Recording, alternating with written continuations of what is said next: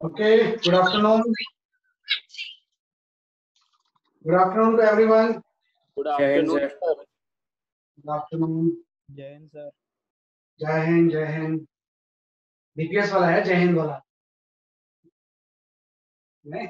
Yes sir. तो मेरे ख्याल से इलेक्ट्रिक स्टडीज की फिफ्थ क्लास है and today topic will be the electric potential and energy, है ना? ये हम पढ़ेंगे, लेकिन एक सबसे पहले हम डिस्कस करते हैं जो लास्ट क्लास हमने एक होमवर्क क्वेश्चन किया, राइट? तो कुछ आंसर आया इसका होमवर्क क्वेश्चन का? अगर किसी ने किया हो तो मुझे बताओ। What is the answer of the homework question?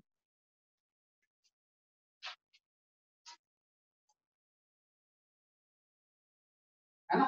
देखो इसके जो आंसर्स है ना, ये मैं यहाँ पे लिख दे रहा हूँ आपका। ये जो आंसर है, ये जो चीज है, जो ई इनसाइड होगा, ये rho are by 3 epsilon naught, है ना? ये rho are by 3 epsilon not into 1 minus 3 R by 4 R, है ना? पहले क्वेश्चन का जो आंसर है, rho are by 3 epsilon not into 1 minus 3 R square by 4 R, यहाँ पे आ गया आर स्क्वायर बाई 4।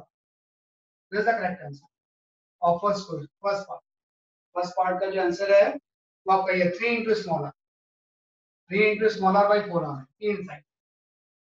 जो ई आउटसाइड है वो है बेसिकली आपका ये रो नॉट है, rho naught into r cube by 12 epsilon naught into small, है ना? जो ई आउटसाइड है आर स्क्वायर है ना? इनवर्स स्क्वायर लॉ से ई आउटसाइड वैरी करेगा। तो फर्स्ट पार्ट ये है कि इनसाइड फील्ड की वैल्यू इतनी है एंड आउटसाइड फील्ड की वैल्यू बेसिकली आपकी इतनी है। एक पार्ट इसमें था कि कहां पे फील्ड मैक्सिमम होगा, तो स्मॉल आर की वैल्यू 2r बाई 3 पे, राइट, फील्ड की वैल्यू मैक्सिमम होगी, और जो मैक्सिमम फील्ड होगा ई मैक्स, राइट, इसकी वैल्यू भी आपको दी हुई है। ये आपका है rho are by 2 epsilon, this is equal to rho naught r by 2 epsilon. ये आपके आंसर्स, आपके क्वेश्चंस के आंसर जो हैं, ये सारे पार्ट के आंसर है। ई इनसाइड, ई आउटसाइड, आर की इस वैल्यू पे फील्ड मैक्सिमम होगा और ई मैक्स की वैल्यू ये होगी। तो जस्ट मैं इसको अटेम्प्ट करता हूं, किस तरह सॉल्व करते हैं इसे। तो देखो इसको सॉल्व करने के लिए जस्ट हम गॉस लॉ यूज करेंगे। जस्ट इसको सॉल्व करेंगे, क्या यूज करेंगे, जैसे आपका गॉस लॉ। जस्ट आपने बोला कि ये कोई नॉन कंडक्टिंग स्फीयर है, और ये नॉन कंडक्टिंग स्फीयर कैसा है, जैसे कि आपका uniformly charge, this is a uniformly charge non conducting sphere, और इसके सेंटर से स्मॉलर डिस्टेंस पे आपको फील्ड निकालना। तो हम सबसे पहले यहाँ पे चूज करेंगे गॉसियन सरफेस। यहाँ पे आप एक गॉसियन सरफेस चूज करो, और इस गॉसियन सरफेस में आप गॉस लॉ अप्लाई करो, है ना? और गॉसियन सरफेस में जब गॉस लॉ अप्लाई करोगे आप, तो ये आपको हो जाएगा E into 4 pi r square, right, into q enclose by epsilon, q enclose by epsilon. Problem ये है कि अब इसमें डेंसिटी वेरिएबल है ना, तो क्यू इनक्लोज हम सीधे डेंसिटी से मल्टीप्लाई करके नहीं निकाल सकते। क्यू इनक्लोज निकालने के लिए आपको इसमें क्या परफॉर्म करना पड़ेगा, इंटीग्रेशन। आप करोगे क्या, यहां से किसी एक्स डिस्टेंस पे एक आप एलिमेंट ले लो, और इस एलिमेंट का जो विड्थ होगा वो आपका dx हो जाएगा, है ना? यहाँ पे आपने एक एलिमेंट ले लिया, स्फेरिकल एलिमेंट, एक्स डिस्टेंस पर, उस एलिमेंट का विड्थ कितना हो जाएगा, dx। क्योंकि हर जगह पे डेंसिटी अलग अलग है, इसलिए हम सीधे वॉल्यूम से मल्टीप्लाई करके क्यू इनक्लोज कैलकुलेट नहीं कर सकते। तो सबसे पहले आपने एक्स डिस्टेंस पे एलिमेंट ले लिया, पहले हम इस पे चार्ज निकालेंगे।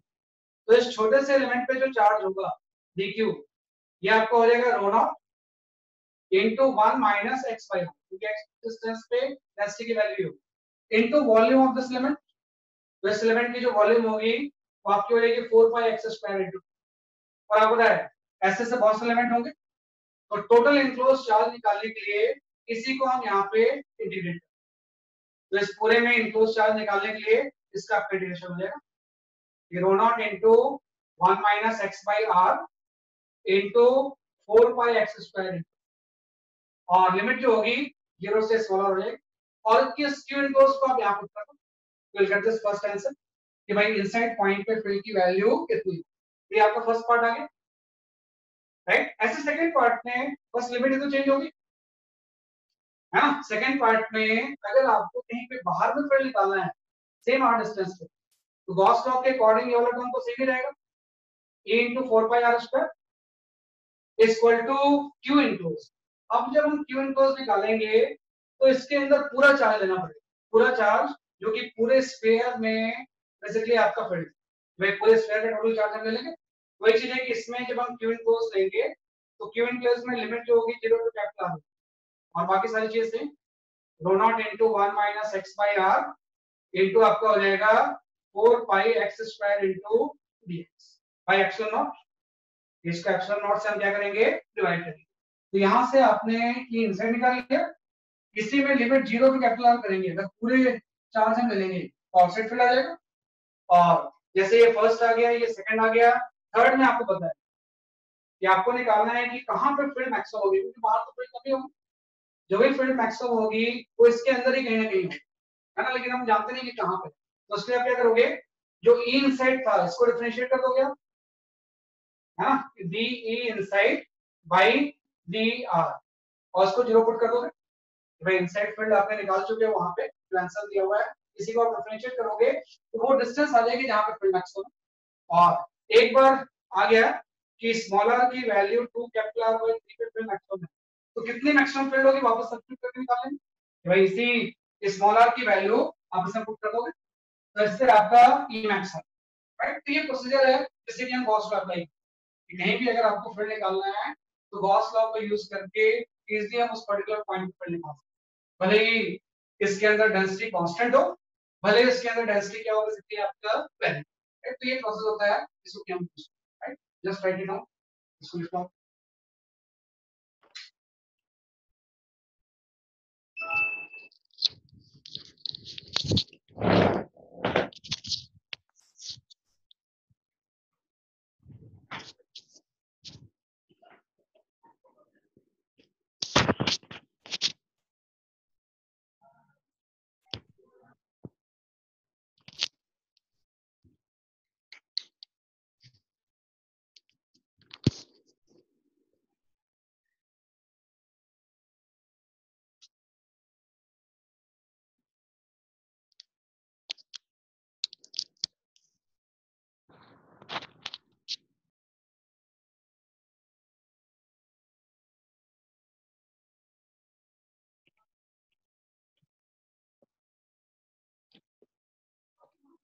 ये क्लियर कर सकते हैं। आप लोग एकदम ध्यान रखना है कि आप एकदम वैसे ही पढ़ोगे जैसे आप क्लास में पढ़ते हो। कोई भी एक भी क्वेश्चन या कंसेप्ट ऐसा नहीं कि हम ऑनलाइन पढ़ा रहे हैं तो छोड़ जाएंगे आप, है ना। जैसा आप क्लास में पढ़ते हो वही सारी चीजें आप ऑनलाइन पढ़ो। इसमें कोई भी ऐसा कंसेप्ट जो कि आपके स्कूल के हिसाब से as per the requirement of the school examination या as per the requirement of the competitive examination, है ना, कोई भी ऐसा कंसेप्ट छोड़ूंगा नहीं। तो हर चीज वही है कि ड्यू टू लॉकडाउन एक वही चीज है कि जो हम क्लासरूम में पढ़ते थे एज इट इज हम इसमें पढ़ते हैं। और ध्यान रखना कि इसमें आपके पास एक रिवीजन का भी ऑप्शन है ना, कि अगर आपको कोई लेक्चर ऐसे छूट गया है या दोबारा आप उसको रिवाइज करना चाहते हो तो आप YouTube में कोई सारे लेक्चर अवेलेबल थे, जैसे जैसे आपके लेक्चर होते जाएंगे उसको हम YouTube में डालते जाते हैं। तो आप इस लिंक में जाके, है ना, कि आप ये टाइप करना तो उसमें आ जाएगा, राइट। ये आप मेरा नाम टाइप कर देना, राइट, और IIT टाइप कर देना, है ना, तो आपके लेक्चर्स आ जाएंगे, है ना। ये रिकॉर्डेड है तो सारे लेक्चर रिकॉर्ड होते हैं, वो रिकॉर्डेड लेक्चर आपको मिल जाएंगे। कोई भी चीज अगर आपको दोबारा फिर से पढ़नी है तो उस रिकॉर्डिंग लेक्चर को आप, है ना। लेकिन ज्यादा अच्छा होगा कि जब ये चल रहा है तो उसी टाइम हम अच्छे से पढ़ने की कोशिश करें, ताकि रिकॉर्डिंग नहीं देखना, अदरवाइज आप इसमें देख सकते हैं। तो इस तरह से हम इसको डिफाइन, जस्ट आपके बेनिफिशियल के लिए है कि कोई कंसेप्ट अगर समझ में नहीं आया है तो वापस से हम उसको इसके थ्रू रिवाइज कर सकते हैं, राइट।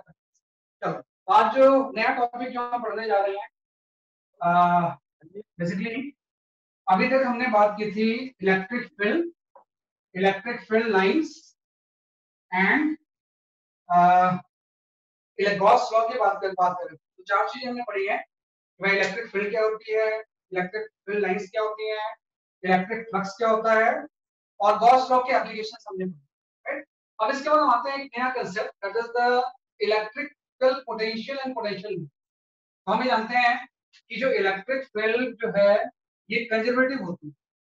जब भी हम बात करेंगे इलेक्ट्रिक फील्ड की तो इलेक्ट्रिक फील्ड कैसी होती है, बेसिकली आपकी कंजर्वेटिव, हाँ। और कोई भी अगर कंजर्वेटिव फील्ड होगी तो उसके लिए पोटेंशियल एनर्जी डिफाइन होता है। लाइक ग्रेविटेशन अगर कंजर्वेटिव फील्ड है तो उसके लिए ग्रेविटेशनल पोटेंशियल एनर्जी डिफाइन है। अगर स्प्रिंग फोर्स कंजर्वेटिव फोर्स है तो उसके लिए भी स्प्रिंग पोटेंशियल एनर्जी डिफाइंड है या इलास्टिक पोटेंशियल एनर्जी डिफाइंड। तो ऐसे अगर इलेक्ट्रिक फील्ड कंजर्वेटिव फील्ड तो इसके लिए भी इलेक्ट्रिकल पोटेंशियल एनर्जी डिफाइंड है। तो हम यहाँ पे सबसे पहले डिफाइन करेंगे कि इलेक्ट्रिक पोटेंशियल एनर्जी होती है। What is the electric potential energy? कि भाई कोई भी सिस्टम ऑफ चार्ज है तो उसकी इलेक्ट्रिकल पोटेंशियल एनर्जी क्या होती है? तो उन्हें कहां से आएगी? कोई भी पोटेंशियल एनर्जी ये वर्क डन अगेंस्ट फील्ड से तो आती है। Work done against gravity gravitational potential energy होती है। वैसे work done against electric field जो होगी इलेक्ट्रिक फोर्स जो होगा वो इलेक्ट्रिकल पोटेंशियल एनर्जी होगी। तो सिंपल से हम इसको ऐसे डिफाइन करेंगे कि external work done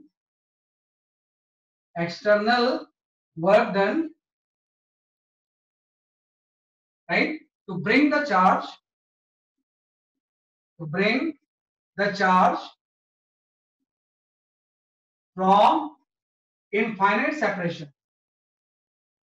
from infinite separation to a particular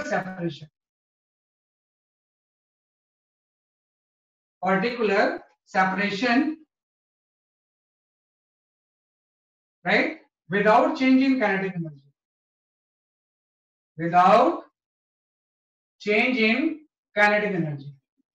right store as a potential energy simple sir external work done to bring the charge from infinite separation to a particular separation without changing kinetic energy is stored as a potential energy। यहाँ तो ये आ गया। और जो potential होता है and electric potential right इस potential energy per unit charge is potential energy per unit charge है ना। तो ये आपका मेन कंसेप्ट कि इनफाइनाइट से जो भी वर्क होगा वो सिस्टम में कैसे स्टोर हो जाएगा एज ए पोटेंशियल एनर्जी। और इलेक्ट्रिकल पोटेंशियल क्या हो जाएगा? Potential energy per unit charge. तो इसका सिंपल सा मतलब ये हो गया कि सपोज आपका यहाँ पे कोई सोर्स चार्ज है ना। यहाँ पे हम क्या करना चाह रहे हैं कि जस्ट एक डेरिवेशन करेंगे कि सिस्टम ऑफ चार्ज की पोटेंशियल एनर्जी होती कितनी है। तो बताया है कि जब भी हम पोटेंशियल एनर्जी की बात करेंगे तो सपोज यहाँ पे कोई पॉइंट चार्ज है, इसी को कई बार हम बोलते हैं सोर्स चार्ज, और इनफाइनाइट से एक दूसरा चार्ज है ना कि एक दूसरा चार्ज कहाँ पे प्लेस कर सके आपका इनफाइनाइट राइट। तो ये कोई फिक्स चार्ज है और इनफाइनाइट से हम एक चार्ज लेके आए तो ये फोर्स इसको अपोज करेगा। मैं सबको कुछ वर्क करना पड़ेगा और वो वर्क सिस्टम में कैसे स्टोर होगा एज ए पोटेंशियल एनर्जी। कि जैसे आप इनफाइनाइट से चार्ज को लेके आओगे बहुत slowly without changing kinetic energy तो वो वर्क करेंगे, वो वर्क सिस्टम में कैसे स्टोर होगा एज ए पोटेंशियल एनर्जी। तो सपोज आपका पर्पस ये है कि चार्ज को इनफाइनाइट से हम यहाँ लेके है ना किसी आर सेपरेशन, और हम ये निकालना चाहते हैं अब इस सिस्टम में कितनी पोटेंशियल एनर्जी स्टोर है। तो सपोज अभी आपने बोला कि जो पोटेंशियल एनर्जी होती है यू ये एक्सटर्नल वर्क डन के इक्वल तो होगी और एक्सटर्नल वर्क डन हो जाएगा फोर्स इनटू डिस्प्लेसमेंट। तो फोर्स इस केस में आ जाएगा k capital Q into small q by r square into displacement. एक माइनस साइन लगा देंगे है ना ताकि अल्टीमेटली जो पोटेंशियल एनर्जी आ जाए वो पॉजिटिव। यहाँ पे आपने बोला फोर्स इनटू डिस्प्लेसमेंट वर्क हो गया और यही वर्क किससे स्टोर होगा एज अ पोटेंशियल। u जो सिंबल है हम किस लिए यूज कर रहे हैं जैसे कि आपकी पोटेंशियल एनर्जी। वही बात है कि इनफाइनाइट से यहाँ तक लाने में जो भी वर्क होगा वो सिस्टम में कैसे स्टोर होगा एज ए पोटेंशियल एनर्जी। इसकी लिमिट आप ले लो कि पहले तो r इनफाइनाइट था, अब किसी r पे आपको पोटेंशियल एनर्जी था तो जैसे आप इसको इंटीग्रेट करोगे यहाँ पे पोटेंशियल एनर्जी का फॉर्मूला है कि k capital Q into small q है। तो सिंपल से ये फॉर्मूला आ गया कि कोई भी अगर दो पॉइंट चार्ज है r सेपरेशन पे तो इसकी जो पोटेंशियल एनर्जी होती है वो k capital Q into small q by r। अगर दोनों चार्ज पॉजिटिव है तो पोटेंशियल एनर्जी पॉजिटिव होगी और एक चार्ज पॉजिटिव और एक चार्ज अगर नेगेटिव है तो पोटेंशियल एनर्जी क्या होगी सभी आपकी नेगेटिव। तो कोई भी जो पोटेंशियल एनर्जी होती है सिर्फ पॉजिटिव एंड नेगेटिव होती है। जैसे इस केस में हम बोल रहे हैं पॉजिटिव पोटेंशियल क्योंकि दोनों चार्ज मैंने क्या लिया कि आपको पॉजिटिव दिया। किसी केस में अगर ऐसा हो जाए कि एक चार्ज आपका पॉजिटिव है और दूसरा चार्ज आपका अगर नेगेटिव मे बी इसको हम नेगेटिव ले लें और ये चार्ज पॉजिटिव है ना और सेम सेपरेशन आ तो इस केस में जो पोटेंशियल एनर्जी होगी इसकी वैल्यू नेगेटिव होगी। k capital Q into small q by क्या हो जाएगा r। राइट वही चीज है कि जब दोनों पॉजिटिव होंगे तो पोटेंशियल एनर्जी पॉजिटिव, दोनों नेगेटिव होंगे तो भी पोटेंशियल एनर्जी पॉजिटिव, लेकिन एक पॉजिटिव और एक नेगेटिव होगा तो पोटेंशियल एनर्जी नेगेटिव होगी। अब पता है एनर्जी जो है वो स्केलर क्वांटिटी है, तो इसमें सिर्फ पॉजिटिव और नेगेटिव, या तो एनर्जी पॉजिटिव होगी या एनर्जी क्या होगी जैसे कि आपकी नेगेटिव। ये तो मैंने डिफाइन किया कि सिस्टम ऑफ चार्ज की ये आपकी पोटेंशियल एनर्जी होगी। कोई भी अगर सिस्टम ऑफ चार्ज है तो उसकी पोटेंशियल एनर्जी पॉइंट चार्ज की आपकी थी। अब मैं डिफाइन कर रहा हूँ कि ऑब्वियस बात है, इसके लिए एक चीज का ध्यान रखना आपने कि जो भी आपने पोटेंशियल एनर्जी डिफाइन की है इसका रेफरेंस क्या हो। तो रेफरेंस आपको पता है कि आर इन्फिनिटी पे पोटेंशियल एनर्जी जीरो, जब इनफाइनाइट सेपरेशन होगा तो उस टाइम पोटेंशियल एनर्जी अगर जीरो है तो किसी आर सेपरेशन में पोटेंशियल एनर्जी इतनी या तो पॉजिटिव होगी या क्या होगी जैसे कि आपकी नेगेटिव। अब एक टर्म हम डिफाइन करते हैं, इसको हम बोलते हैं इलेक्ट्रिक पोटेंशियल। इलेक्ट्रिक पोटेंशियल ये टर्म आ गया, that term is known as electric potential. तो इलेक्ट्रिक पोटेंशियल में सिंपल सा है कि इलेक्ट्रिक पोटेंशियल होता है potential energy per unit charge. तो सिस्टम ऑफ चार्ज की पोटेंशियल एनर्जी आप निकालो, तो potential energy per unit charge ही क्या होता है कि आपका इलेक्ट्रिक पोटेंशियल। और अगर इस पोटेंशियल को आप यहां से यहां पुट कर दो तो ये आपका पोटेंशियल आ जाएगा के क्यू बाई स्मॉल। तो ये आपकी पोटेंशियल एनर्जी होगी। और सिस्टम ऑफ चार्ज एक सिंगल चार्ज या सिस्टम ऑफ चार्ज की वजह से पोटेंशियल निकाल सकते हैं, और वो पोटेंशियल कितना आ जाएगा के क्यू बाई। अगेन इसमें भी सेम रेफरेंस कि जब r टेंड्स टू इंफिनिटी होगा उसके पोटेंशियल एनर्जी क्या होगी जैसे कि आपकी जीरो, और किसी पोटेंशियल जीरो और किसी r सेपरेशन पे पोटेंशियल की वैल्यू कितनी होगी के क्यू बाई r। तो दोनों टर्म आपस में लिंक, जैसे फोर्स एंड फील्ड लिंक था वैसे पोटेंशियल एंड पोटेंशियल एनर्जी आपस में क्या होता है जैसे आपके लिंक। अब क्या आती है कि जैसे मैंने यहाँ पे इलेक्ट्रिक पोटेंशियल एनर्जी यहाँ पे डिफाइन की, तो देखो इसका पर्पस क्या है कि जो भी हमने फील्ड डिफाइन किया है या पोटेंशियल डिफाइन करना है, इसका बेसिक पर्पस क्या है। दोनों का पर्पस वही है कि चार्ज के इफेक्ट को शो। तो जब चार्ज के इफेक्ट को किसी वेक्टर क्वांटिटी से हम शो करते हैं तो उसी को हम बोलते हैं इलेक्ट्रिक फील्ड, और जब चार्ज के इफेक्ट को हम स्केलर क्वांटिटी से शो करते हैं तो उसी चीज को हम क्या बोलते हैं पोटेंशियल। दोनों में डिफरेंस वही है, एक फील्ड है एंड दूसरा क्या है जैसे कि आपका पोटेंशियल। फॉर एग्जांपल कहीं भी अगर मैं बोलता हूं ऐसे कि यहाँ पे कोई आपका सिंपल कोई पॉइंट चार्ज, राइट, तो इसका सराउंडिंग में इफेक्ट होगा, तो इससे किसी आर सेपरेशन आपको होता है किसी की पॉइंट पे हम फील्ड निकाल सकते हैं। फील्ड की जो मैग्नीट्यूड होगा वो के क्यू बाई आर स्क्वायर होगा, राइट, और डायरेक्शन जो होगी आप जानते हो कि पॉजिटिव चार्ज से अवे और नेगेटिव चार्ज के क्या होगा जैसे कि आपके टुवर्ड्स। वैसे पोटेंशियल अगर ये कोई पॉजिटिव चार्ज है तो इसकी वजह से आप पोटेंशियल पॉजिटिव हो, और पोटेंशियल की जो वैल्यू होगी वो के क्यू बाई आर होगी, है ना। फील्ड का मैग्नीट्यूड के q by are square and potential इस पॉइंट चार्ज की वजह से डिस्टेंस पे क्या होगा के क्यू बाई आर। ऑब्वियस बात है इसके क्वांटिटी, तो इसकी कोई डायरेक्शन नहीं होगी, सिर्फ ये पॉजिटिव या नेगेटिव है। अगर सोर्स चार्ज पॉजिटिव है तो पॉजिटिव, और सोर्स चार्ज नेगेटिव है तो क्या हो जाएगा पोटेंशियल वैसे कि आपको नेगेटिव। अब एक चीज है इस चार्ज की वजह से आपने फील्ड एंड पोटेंशियल निकाला। अब एक चीज आ गया कि किसी पर्टिकुलर पी पॉइंट पे अगर आपको फील्ड पता है किसी वजह से भी, इसका सोर्स क्या मुझे नहीं पता, लेकिन किसी भी पॉइंट पे अगर आपको फील्ड पता है और यहाँ पे अगर कोई दूसरा चार्ज स्मॉल क्यू आता है तो इसके ऊपर हम फोर्स निकाल सकते हैं, और ये जो फोर्स होगा इसकी वैल्यू जो होगी वो आपकी क्यू इंटू ई हो जाएगी। अगर यहाँ पे हम पॉइंट चार्ज प्लेस करते हैं तो फोर्स की वैल्यू कितना जाएगा जैसे कि आपकी क्यू इंटू ई, कोई चीज है। फिर से हमने फोर्स निकाल लिया। सेम वे किसी पी पॉइंट पे अगर मुझे पोटेंशियल पता है और चार्ज प्लेस करेंगे तो हम यहाँ पे पोटेंशियल एनर्जी निकाल सकते हैं। हम यहाँ पे क्या निकाल सकते हैं जैसे कि आपका पोटेंशियल एनर्जी। तो पोटेंशियल एनर्जी यू जो होगा वो चार्ज को हम v से मल्टीप्लाई करते हैं, तो जैसे फील्ड को चार्ज से मल्टीप्लाई करके फोर्स आता है वैसे पोटेंशियल को चार्ज से मल्टीप्लाई करके क्या देगी पोटेंशियल। तो पर्पस वही है कि फील्ड से हम फोर्स निकाल लेंगे एंड पोटेंशियल से हम क्या निकाल लेंगे जैसे कि आपका पोटेंशियल एनर्जी। तो अभी तक हमने डिफाइन किया पोटेंशियल एंड पोटेंशियल की बात कर रहे हैं। अब एक वर्ड यूज होगा उसको हम बोलते हैं पोटेंशियल डिफरेंस, कि भाई किसी भी दो पॉइंट के बीच में पोटेंशियल डिफरेंस कितना होगा, है ना। पहले तो मैंने पोटेंशियल एनर्जी डिफाइन किया, फिर मैंने डिफाइन किया पोटेंशियल।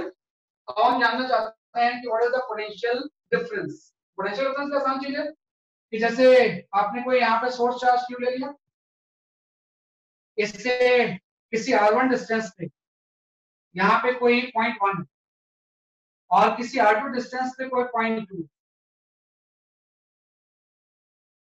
R2 डिस्टेंस पे क्या है आपका कोई 0.2, R1 पे 0.1 और R2 डिस्टेंस पे कोई 0.2। अब मुझे निकालना है कि 2 और 1 के बीच का पोटेंशियल डिफरेंस कितना है। निकाल सकते हैं कि अगर मुझे ये कैलकुलेट करना है what is the V2 minus V1, है ना, तो V2 माइनस V1 सिंपल सा है, Q की वजह से यहाँ कुछ पोटेंशियल होगा, Q की वजह से यहाँ कुछ पोटेंशियल, दोनों का डिफरेंस आ जाएगा V2 माइनस V1, और ये V2 माइनस V1 आ जाएगा कि Q तो कॉमन आ गया 1 बाई R2 माइनस 1।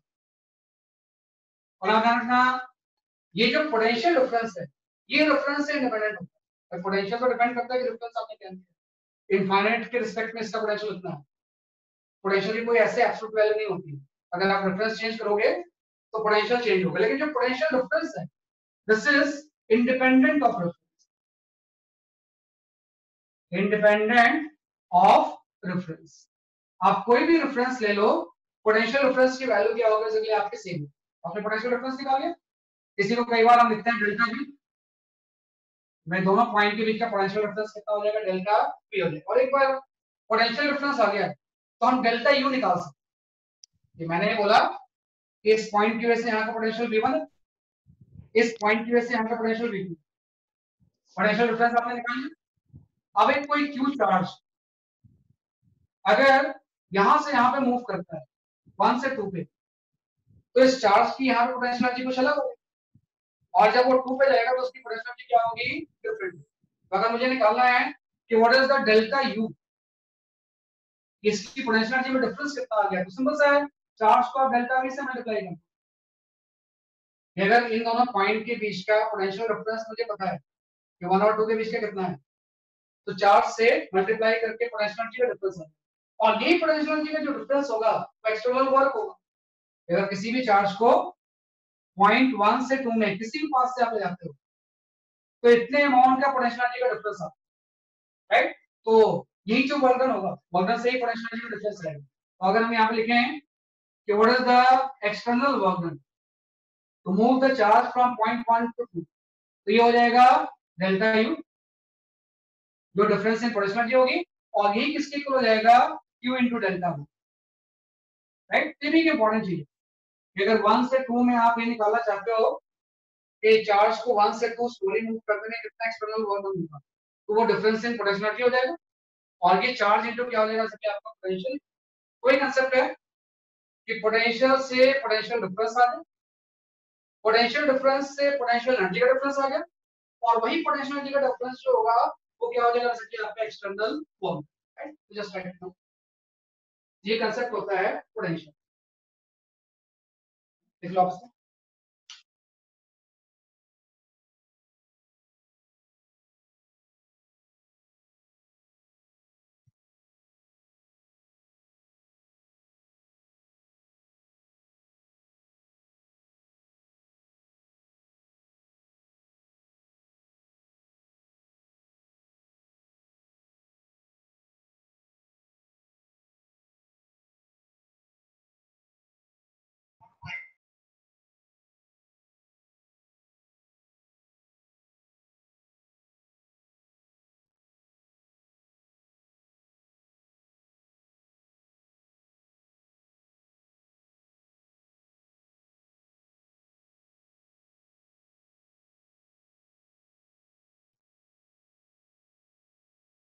ठीक है, ये हम कर सकते हैं, इस तरह से हम इसमें क्या कर सकते हैं, डिफाइन कर सकते हैं, राइट। ये हमने डिस्कस किया इसमें, तो potential, potential difference, potential energy का डिफरेंस एंड वर्क, राइट। ये तो मैंने जस्ट आपका डिफाइन किया potential due to a point charge, कि कोई भी अगर पॉइंट चार्ज होगा तो उसकी वजह से पोटेंशियल कितना, पहला जो चीज हमने पढ़ा potential due to a point charge, कोई भी अगर पॉइंट चार्ज है तो उसकी वजह से जो पोटेंशियल की वैल्यू होगी, है ना, वो पोटेंशियल आपका हो जाएगा V इक्वल टू के क्यू बाई, जैसे कि पॉइंट चार्ज की वजह से इलेक्ट्रिक फील्ड होती है के क्यू बाई, तो potential due to point charge की वैल्यू क्या होगी के क्यू बाई स्मॉल। अब क्या ना कि अब हम बात करते हैं सिस्टम ऑफ चार्ज। मैं किसी भी सिस्टम ऑफ चार्ज की वजह से पोटेंशियल कैसे निकालूं? तो आपको पता है कि मैं ये एकदम सिंपल होगा कि जब मैं ऐसे ऐसा बोलूं कि यहाँ पे कोई पॉजिटिव क्यू चार्ज है और यहाँ पे कोई दूसरा पॉजिटिव क्यू चार्ज है और ये कोई इक्विलेटरल ट्रायंगल फॉर्म कर सेपरेशन आर, तो आपसे इसके पूछा जाएगा इस पी पॉइंट पे टोटल पोटेंशियल कितना। तो आपको पता है तो स्केलर क्वांटिटी है ना, तो सिंपल ये सम होगी इस क्यू की वजह से यहाँ पोटेंशियल के की बराबर हो जाएगा, इस क्यू की वजह से भी पोटेंशियल के की बराबर होगा। तो इस पी पॉइंट पे जो टोटल पोटेंशियल होगा है ना, ये आपका 2 के की बराबर हो जाएगा। इसमें तो कोई दिक्कत आएगी भाई, इसमें तो डायरेक्शन के साथ वेक्टर सम लेना पड़ता है। इसमें सिंपल सा है, इस पॉजिटिव की वजह से पॉजिटिव पोटेंशियल के की बाई आर, इस पॉजिटिव चार्ज की वजह से पॉजिटिव पोटेंशियल के की बाई आर, दोनों सिंपल सम हो जाए। इसमें अगर एक चार्ज नेगेटिव हो गया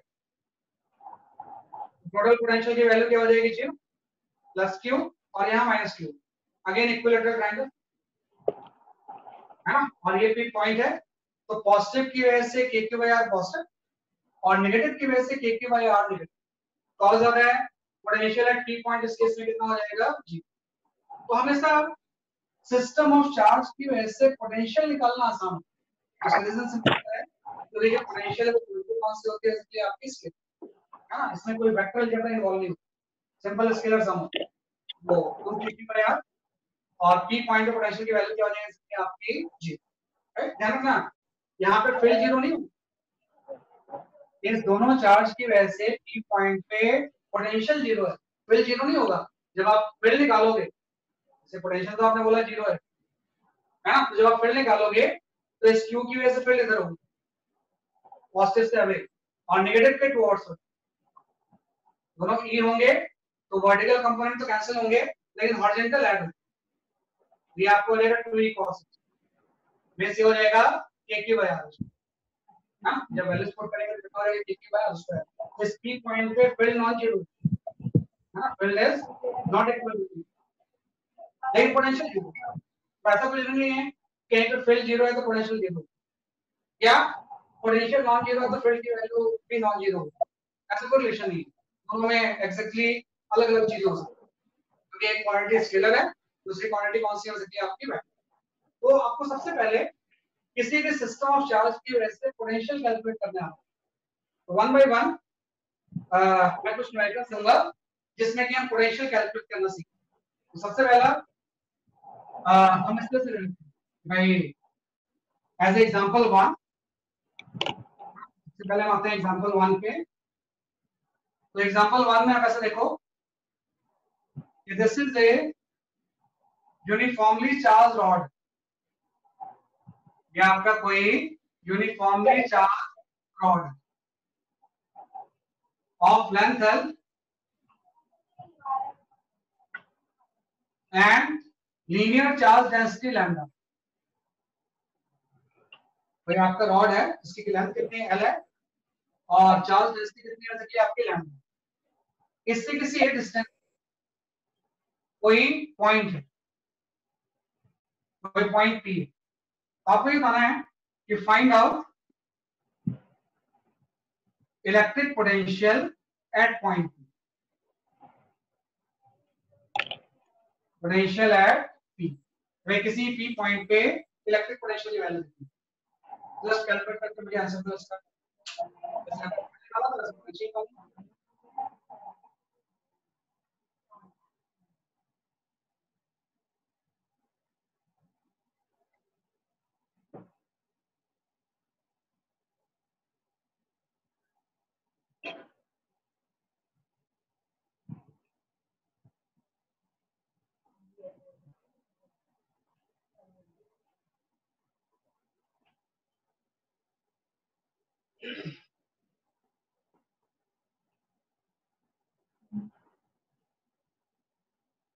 इस रॉड की वजह से P पॉइंट पे पोटेंशियल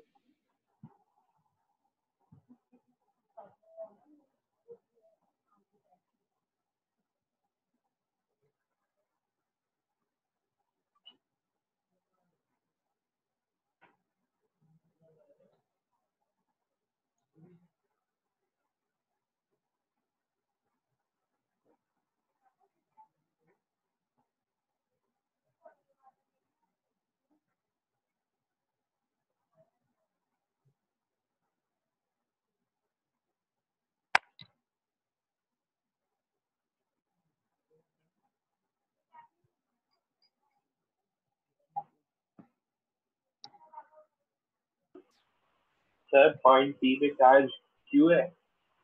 इस पे पॉइंट पी पे कोई चार्ज नहीं। चलो आपको अगर पोटेंशियल निकालना है तो दो चार्ज की जरूरत नहीं है, पोटेंशियल कंटिन्यू। सर के lambda ln a plus l by a। ये सही आंसर है, ये सही बताया हमने, है ना। पोटेंशियल एट पी पॉइंट अगर हम कैलकुलेट करें तो पोटेंशियल एट पॉइंट पी जो होगा ये आपका हो जाएगा के lambda ln a plus l by, यहाँ तक ये आंसर है। हाँ, इनफाइनाइट के रिस्पेक्ट में इस पॉइंट का पोटेंशियल। हाँ, अगर कोई दूसरा चार्ज यहाँ पे हम स्मॉल क्यू रख दें तो उसको b से मल्टीप्लाई करके पोटेंशियल आ जाएगा। तो पोटेंशियल ये तो एक सिंगल सोर्स की वजह से पोटेंशियल, तो v की वैल्यू हो जाएगी k lambda ln a plus l by। Simple चीज है कि एक्चुअली ये रॉड पॉइंट चार्ज नहीं है ना, क्योंकि आपने जो फॉर्मूला पढ़ा है, this is the formula of potential due to a point charge. पूरी रॉड का पॉइंट चार्ज है नहीं, और हर की डिस्टेंस वेरिएबल, आप इसमें एक एलिमेंट ले लोगे, यहां से आप p पॉइंट पे अगर मुझे पोटेंशियल निकालना है तो किसी x डिस्टेंस पे एक हम एलिमेंट ले लेंगे जिसमें कि वेट कितना हो जाएगा d, और इस एलिमेंट के ऊपर चार्ज आप ले लोगे dq। तो पहले हम इस पॉइंट चार्ज की वजह से पोटेंशियल निकालेंगे, तो वो जो पोटेंशियल होगा dv, उसकी वैल्यू हो जाएगी k dq by x। dq by r होता है, ये आपका हो जाएगा k dq by क्या हो जाएगा, सिंपली आपका x। और आपको पता है इसमें वैल्यूज पुट कर दो dq की, dq हो जाएगा लैम्डा dx by x।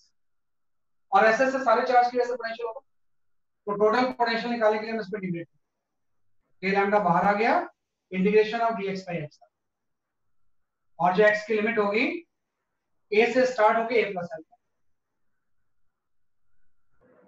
हाँ, अब पता log x आ जाएगा, लिमिट पुट करेंगे विल गेट दिस। हाँ, तो ऐसे ये फॉर्मूला हम डिराइव करेंगे।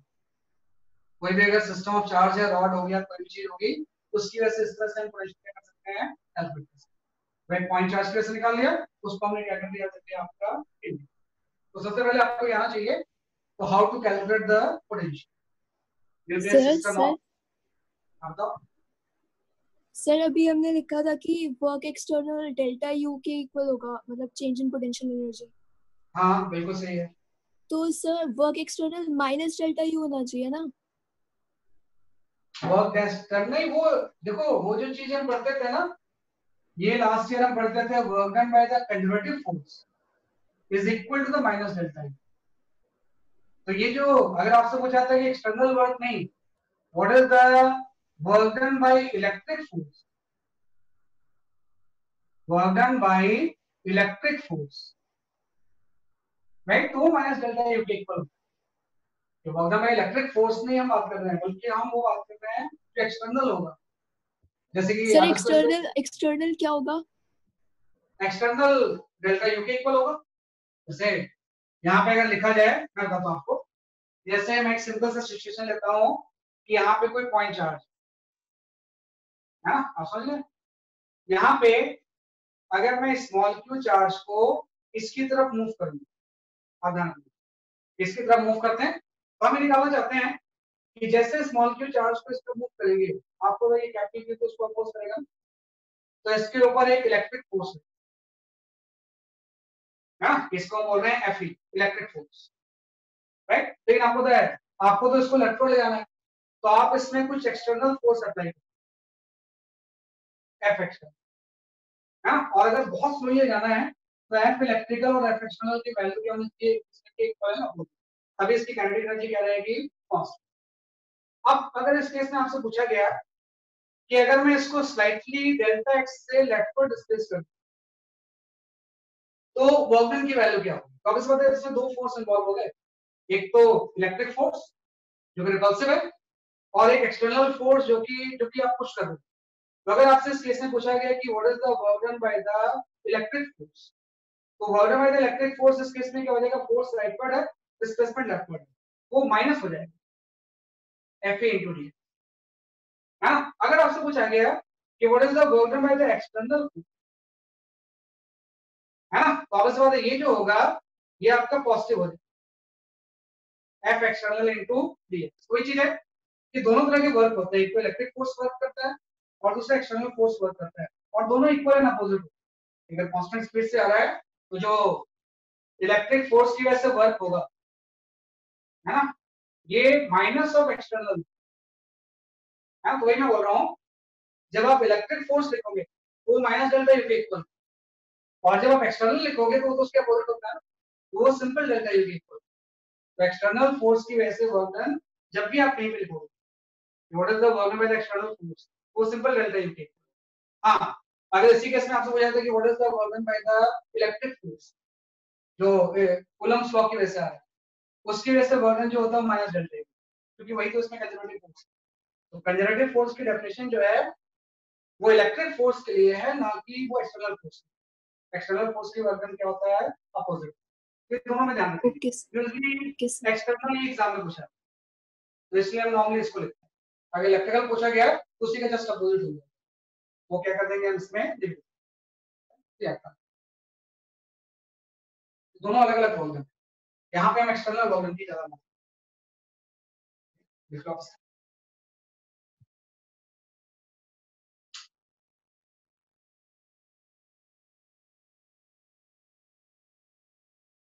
इस तरह से हम इसको क्या करते हैं, डिफाइन। तो ये बड़ा एक इंपॉर्टेंट क्वेश्चन है, electrical work done and external work done इस केस में डिफरेंट, और दोनों क्या होते हैं, अगर ये बहुत स्लोली चार्ज मूव कर रहा है तो दोनों क्या होते हैं, इक्वल है ना। तो सबसे पहले हमने ये लिखा है, और इसमें कुछ फॉर्मूले आपको जानने होते हैं, जैसे आपने इलेक्ट्रिक फील्ड में बहुत सारे फॉर्मूले पढ़े थे, वैसे ही पोटेंशियल कैलकुलेट करने के बहुत सारे फॉर्मूले। फिलहाल मैं जैसे 3 फॉर्मूले हम जानते हैं यहाँ पे। पहला फॉर्मूला होता है potential due to a point charge. पहला होता है potential due to a point charge. भाई कोई भी अगर पॉइंट चार्ज है तो उसकी वजह से पोटेंशियल की वैल्यू कितनी है, वो आपका k q/r होगा। ऐसे ही potential due to uniformly charge ring हम निकालते हैं, यूनिफॉर्मली चार्ज रिंग। कोई भी अगर यूनिफॉर्मली चार्ज रिंग है तो उसकी वजह से पोटेंशियल की वैल्यू कितनी होगी, एक्सियल पॉइंट पे।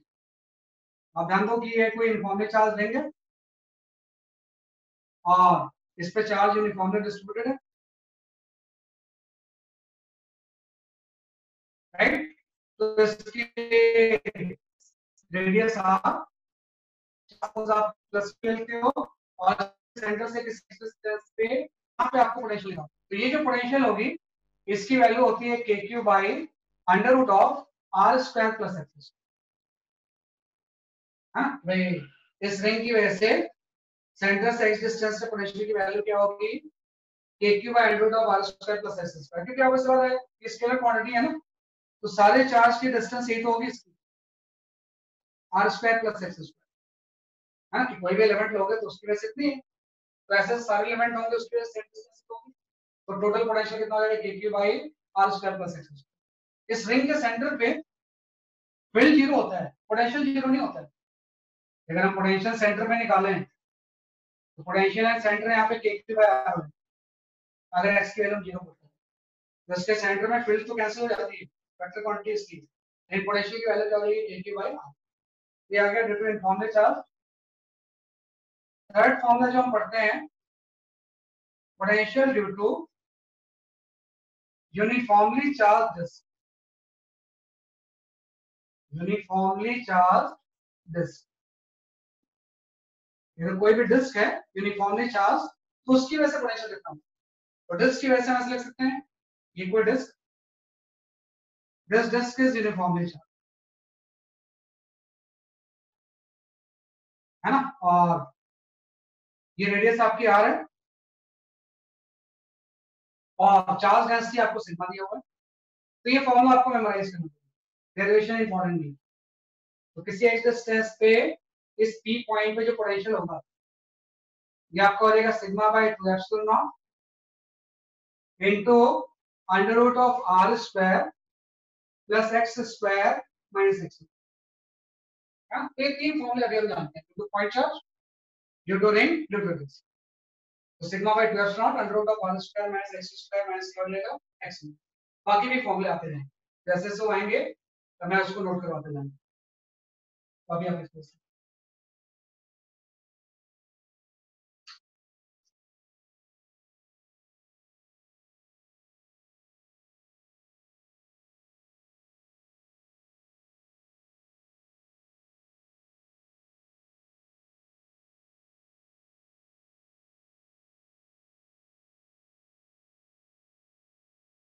क्या कर सकते हैं। इसके बाद आते हैं कि दो टर्म हमने पढ़ लिए, field and potential.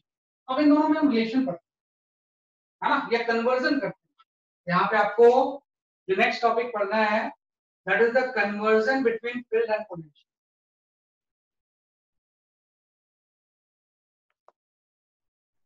Conversion between field and potential.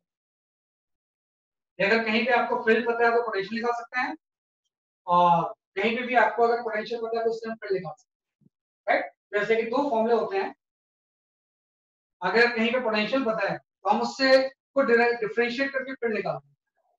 जो फील्ड का मैग्नीट्यूड होगा वो minus D by D R होगा। हाँ, कि पोटेंशियल का जो नेगेटिव डेरिवेटिव होता है वही क्या होती है, जैसे कि आपकी फील्ड इस पर्टिकुलर डायरेक्शन में पोटेंशियल का जो नेगेटिव डेरिवेटिव होगा वही क्या होती है, जैसे कि आपकी फील्ड। तो इसको अगर बहुत अच्छे से लिखें वेक्टर फॉर्म में, है ना, डायरेक्शन के साथ अगर लिखना चाहते हैं ये हो जाएगा minus delta we by delta x into I cap. कि अगर आप पोटेंशियल को एक्स के रिस्पेक्ट में डिफरेंशिएट करोगे पार्शियल तो फील्ड का भी एक्स कंपोनेंट है, प्लस अगर पार्शियली पोटेंशियल डी वाई होगा तो जे कंपोनेंट आ जाएगा, और अगर हम जेड के रिस्पेक्ट में करेंगे तो के कंपोनेंट है। इसमें भी आप ध्यान रखना ये फील्ड के कंपोनेंट का फॉर्मूला होता है, जो भी आपने आर लिया है उसके अकॉर्डिंग हम डेरिवेटिव लेते हैं उसके अलावा, राइट। तो उसके अलावा ये फील्ड की क्या आती है कंपोनेंट, तो ज्यादा अच्छा ही होगा कि पार्शियली डिफरेंशिएट करोगे तो अपने आप फील्ड किस फॉर्म में आ जाएगा, वेक्टर। तो पोटेंशियल डिफरेंशिएट करके हम फील्ड निकाल सकते हैं। इसका उल्टा अगर हम पोटेंशियल का डेरिवेटिव फील्ड है तो फील्ड को इंटीग्रेट करेंगे तो पोटेंशियल डिफरेंस आ जाएगा। तो जो पोटेंशियल डिफरेंस होता है डेल्टा वी, इसकी वैल्यू होती है माइनस ई डॉट डी। हाँ, कहीं भी अगर आपको फील्ड का फंक्शन पता है तो उसका इंटीग्रेट करके माइनस साइन अगर लगा दें तो पोटेंशियल डिफरेंस दो पॉइंट के बीच में, इससे भी दो पॉइंट के बीच में क्या आ जाएगा, सके आपका पोटेंशियल। इसी केस में अगर फील्ड यूनिफॉर्म है, इफ ए इज यूनिफॉर्म, तो आपको इंटीग्रेट करने की जरूरत नहीं है ना। पोटेंशियल डिफरेंस की वैल्यू सिंपल आपकी आ जाएगी माइनस ई, है ना। इसका मतलब ये है कि कहीं पे भी अगर हम फील्ड इस तरह से ले रहे हैं और ये फील्ड अगर यूनिफॉर्म है ना, और दो पॉइंट के बीच का हम पोटेंशियल डिफरेंस निकालना चाहते हैं, मैं ऐसा चाहता हूं ये कोई पॉइंट 1 है, ये कोई पॉइंट 2 है, तो 1 और 2 के बीच में कितना पोटेंशियल डिफरेंस है, वो अगर मुझे पोटेंशियल डिफरेंस डेल्टा वी निकालना है, मींस मुझे निकालना है v2 माइनस के। तो सिंपल फील्ड अगर यूनिफॉर्म है तो e को आप d से मल्टीप्लाई करें, d इस 1 और 2 के बीच के क्या होगा, डिस्टेंस, है ना। और एक माइनस साइन लगा दो, है ना। माइनस इस चीज को सिग्निफाई करता है कि फील्ड के अलावा पोटेंशियल डिक्रीज। इस माइनस का सिग्निफिकेंस जो यहाँ पे ये है कि along field potential decrease, potential decrease, है ना। कि फील्ड के अलोंग पोटेंशियल की वैल्यू क्या होती है, जैसे आपकी डिक्रीज, तो डेल्टा वी की वैल्यू जो होगी वो माइनस डी होगी। अगर यूनिफॉर्म है, नॉन यूनिफॉर्म है तो इंटीग्रेट करेंगे। तो सिंपल से दो कन्वर्जन कि पोटेंशियल को डिफरेंशिएट करेंगे तो फील्ड आ जाएगा, फील्ड को इंटीग्रेट करेंगे तो उससे पोटेंशियल, वैसे को हम बोलते हैं कन्वर्जन। इस कन्वर्जन को एक दो केसेस में अप्लाई करना सकते हैं, और to apply this concept of conversion.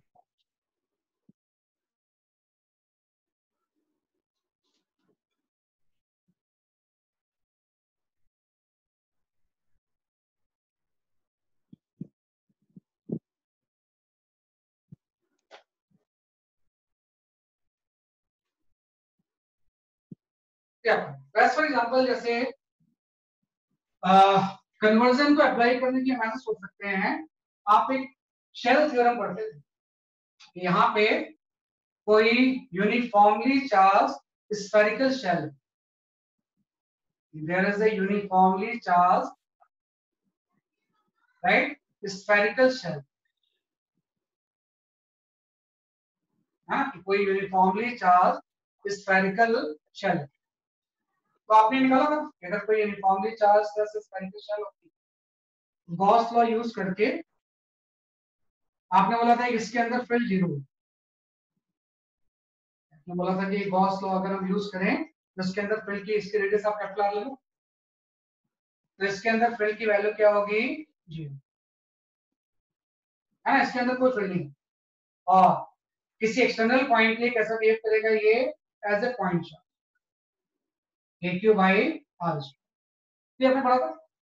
अब ये चीज है कि अगर मुझे निकालना है कि फील्ड तो इतना है, अगर मैं फील्ड का यहाँ पे ग्राफ बनाऊं फील्ड का डिस्टेंस के साथ, तो अंदर में फील्ड जीरो, सरफेस पे एक डिसकंटिन्यूअसली आ रही है AQ बाई R स्क्वायर, और उसके बाद फील्ड इंक्रीज या फिर अंदर में फील्ड जीरो या फिर करोगे।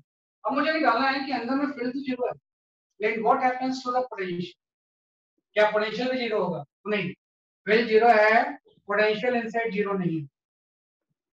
उसका रिजल्ट सिंपल सा अभी तो आपने पढ़ा कि फील्ड की जो वैल्यू होती है वो minus D by D R है, मींस अगर ये फील्ड जीरो है तो v जीरो नहीं होगा बल्कि कांस्टेंट है ना, कि जो v होगा इनसाइड वो वही होगा जो v सरफेस पे, और इसकी वैल्यू कांस्टेंट है। ये इंपॉर्टेंट है भाई, इस सेल के अंदर फील्ड जीरो नहीं होता, पोटेंशियल जीरो नहीं होता, बल्कि इनसाइड पॉइंट में फील्ड वही होगा जो सरफेस पे होगा, क्योंकि आपको तो इसकी वजह से फील्ड बाहर ही तो होगा। जब कोई इनफाइनाइट से चार्ज आएगा तो जो भी अपोजिशन होगी इसके बाहर ही होगी, अंदर में तो कोई फील्ड है नहीं, तो जितना वर्क होगा वो सरफेस तक लाने में ही होगा, उसके बाद तो वर्क कोई एक्स्ट्रा होगा ही नहीं। तो जो सरफेस का पोटेंशियल होता है वही इनसाइड पॉइंट का पोटेंशियल, वही चीज हम यहाँ पे लिखेंगे कि v इनसाइड और v सरफेस की वैल्यू सेम, और वो सिंपल हो जाएगी k कैपिटल Q बाई, है ना, और इसका रेडियस आ गया, तो v इनसाइड इसमें कांस्टेंट होगा और उसकी value k capital Q by r, और v आउटसाइड के लिए तो आपको पता ही है कि कैसे बिहेव करेगा as a point charge, v outside की वैल्यू जो होगी वो kq बाई स्मॉल r है, तो ध्यान रखना के अंदर में kq by capital R, surface का अंदर में कंटिन्यू, और v आउटसाइड में स्मॉल r इसकी कोई भी जनरल डिस्टेंस हो, है ना, और ग्राफिकली अगर रिप्रेजेंट करें तो पोटेंशियल का डिस्टेंस के साथ ऐसा ग्राफ आता है के अंदर में पोटेंशियल कांस्टेंट है ना kq by r, field zero है तो पोटेंशियल कांस्टेंट, और बाहर में r के इनवर्स में वैल्यू, और अब बस पता है इनफाइनाइट का पोटेंशियल की वैल्यू क्या हो जाएगी जीरो। ये तो हमने पढ़ा यूनिफॉर्मली चार्ज स्फेरिकल शेल के, है ना, यूनिफॉर्मली चार्ज स्फेरिकल शेल के लिए फील्ड एंड पोटेंशियल। ऐसे ही अगर हम डिस्कस करें और यूनिफॉर्मली चार्ज सॉलिड स्फीयर के लिए, हाँ, if we discuss for uniformly charge solid sphere, uniformly charge solid sphere, अगर यूनिफॉर्मली चार्ज सॉलिड स्फीयर है तो इसकी वजह से पोटेंशियल की वैल्यू कितनी होगी? वो आपने फील्ड तो जानते हैं कि अगर कोई यूनिफॉर्मली चार्ज सॉलिड स्फीयर है ना, पूरे वॉल्यूम में चार्ज, तो इसकी वजह से जो E इनसाइड होता है वो होता है KQ into small r by capital R, है ना, किसी इनसाइड पॉइंट, और आउटसाइड के लिए तो as a point charge KQ by small r square, और इसके ग्राफ आपने डिस्कस किया था, फील्ड का अगर हम डिस्टेंस के साथ ग्राफ बनाएं तो अंदर में तो स्ट्रेट लाइन और बाहर में इनवर्सली वैरी करें, इनसाइड में स्मॉल r के स्ट्रेट लाइन लीनियर डायरेक्शन और बाहर में इनवर्स स्क्वायर लॉस। ऐसे ही अगर मैं वी आउटसाइड लिखूं तो वी आउटसाइड में तो कोई चेंज नहीं आएगा, कोई कैसे बिहेव करेगा ऐसे ही कोई। तो वी आउटसाइड की वैल्यू आ जाएगी k q by small. V inside आपको इंटीग्रेट करके निकालना होगा, तो वी इनसाइड की वैल्यू हो जाएगी integration of E inside dot D है ना। भाई ई इनसाइड अगर आपको पता है तो इसको यहां पुट करके हम इंटीग्रेट करते हैं, तो इससे इनसाइड का फॉर्मूला आपके पास है, वो फॉर्मूला आप मेमोराइज करना। वी इनसाइड की वैल्यू होगी k q by 2r into 3 minus small R square by 2, ये आपका फॉर्मूला। तो ये फॉर्मूला एक बहुत इंपॉर्टेंट फॉर्मूला, कई बार स्टूडेंट जो होते हैं इसके बारे में बड़े हमेशा इसी को यूज करते हैं वी आउटसाइड वाला, जबकि सॉलिड स्फीयर में इनसाइड फील्ड एंड पोटेंशियल का फॉर्मूला डिफरेंट है as compared to the outside. V inside ही आ जाएगा, है ना। मतलब उसके हिसाब से देखो कि सेंटर में पोटेंशियल की वैल्यू जीरो नहीं होगी। अगर मैं यहाँ पे सेंटर में पोटेंशियल लिखूं तो सेंटर में पोटेंशियल हो जाएगा 3kq बाई 2, हाँ भाई। इसमें स्मॉलर की वैल्यू अगर जीरो पुट करके हम सेंटर में निकालें, स्मॉलर सेंटर से कोई भी जनरल डिस्टेंस, तो वहां पे पोटेंशियल की वैल्यू कितना हो जाएगी 3kq बाई 2।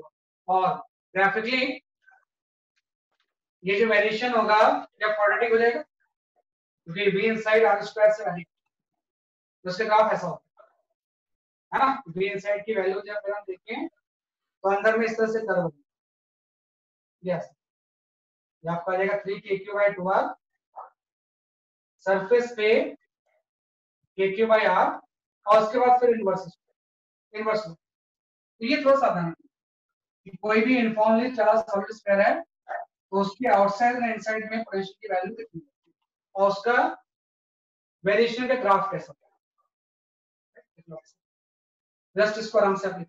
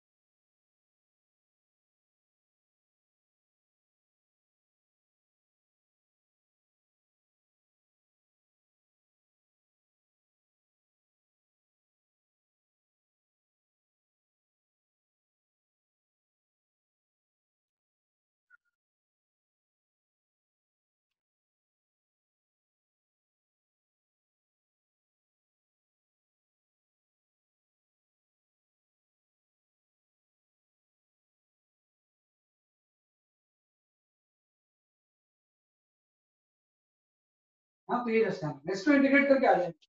अगर आप ये इनसाइड यहाँ पे पुट करोगे तो इंटीग्रेशन विल गेट दिस, इसकी लिमिट ये होती है from capital R to small, ये साइड पुट करके इंटीग्रेट करोगे विल गेट दिस।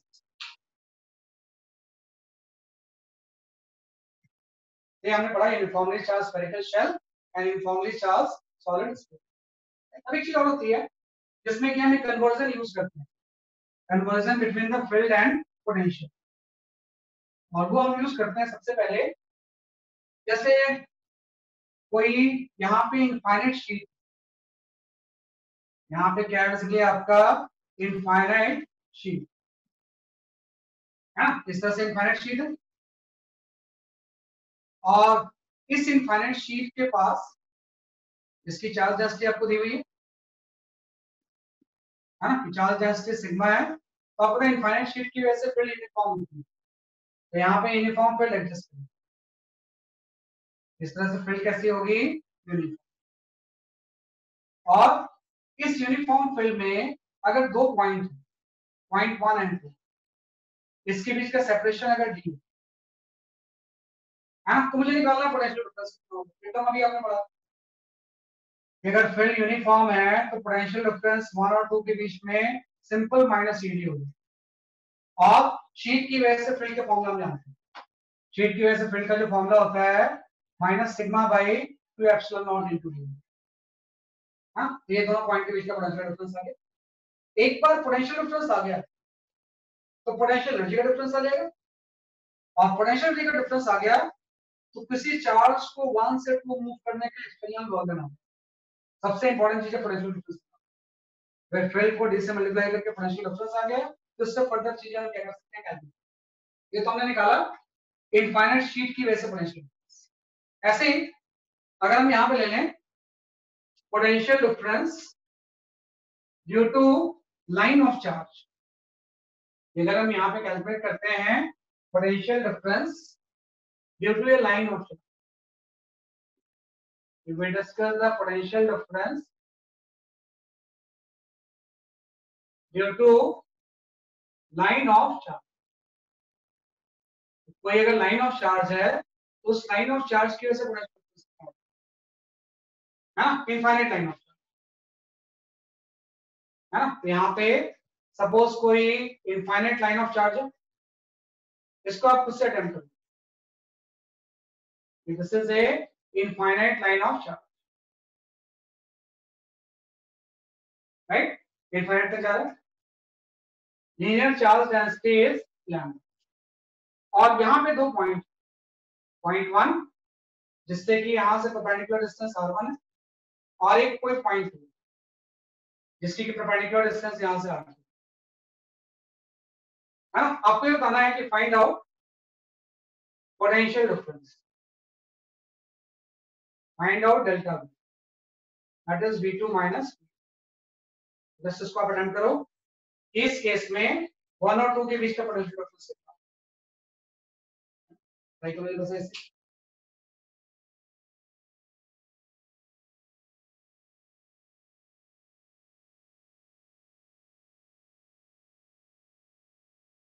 इसमें फील्ड वेरिएबल होती है, इस लाइन ऑफ चार्ज की वजह से फील्ड हम जानते हैं।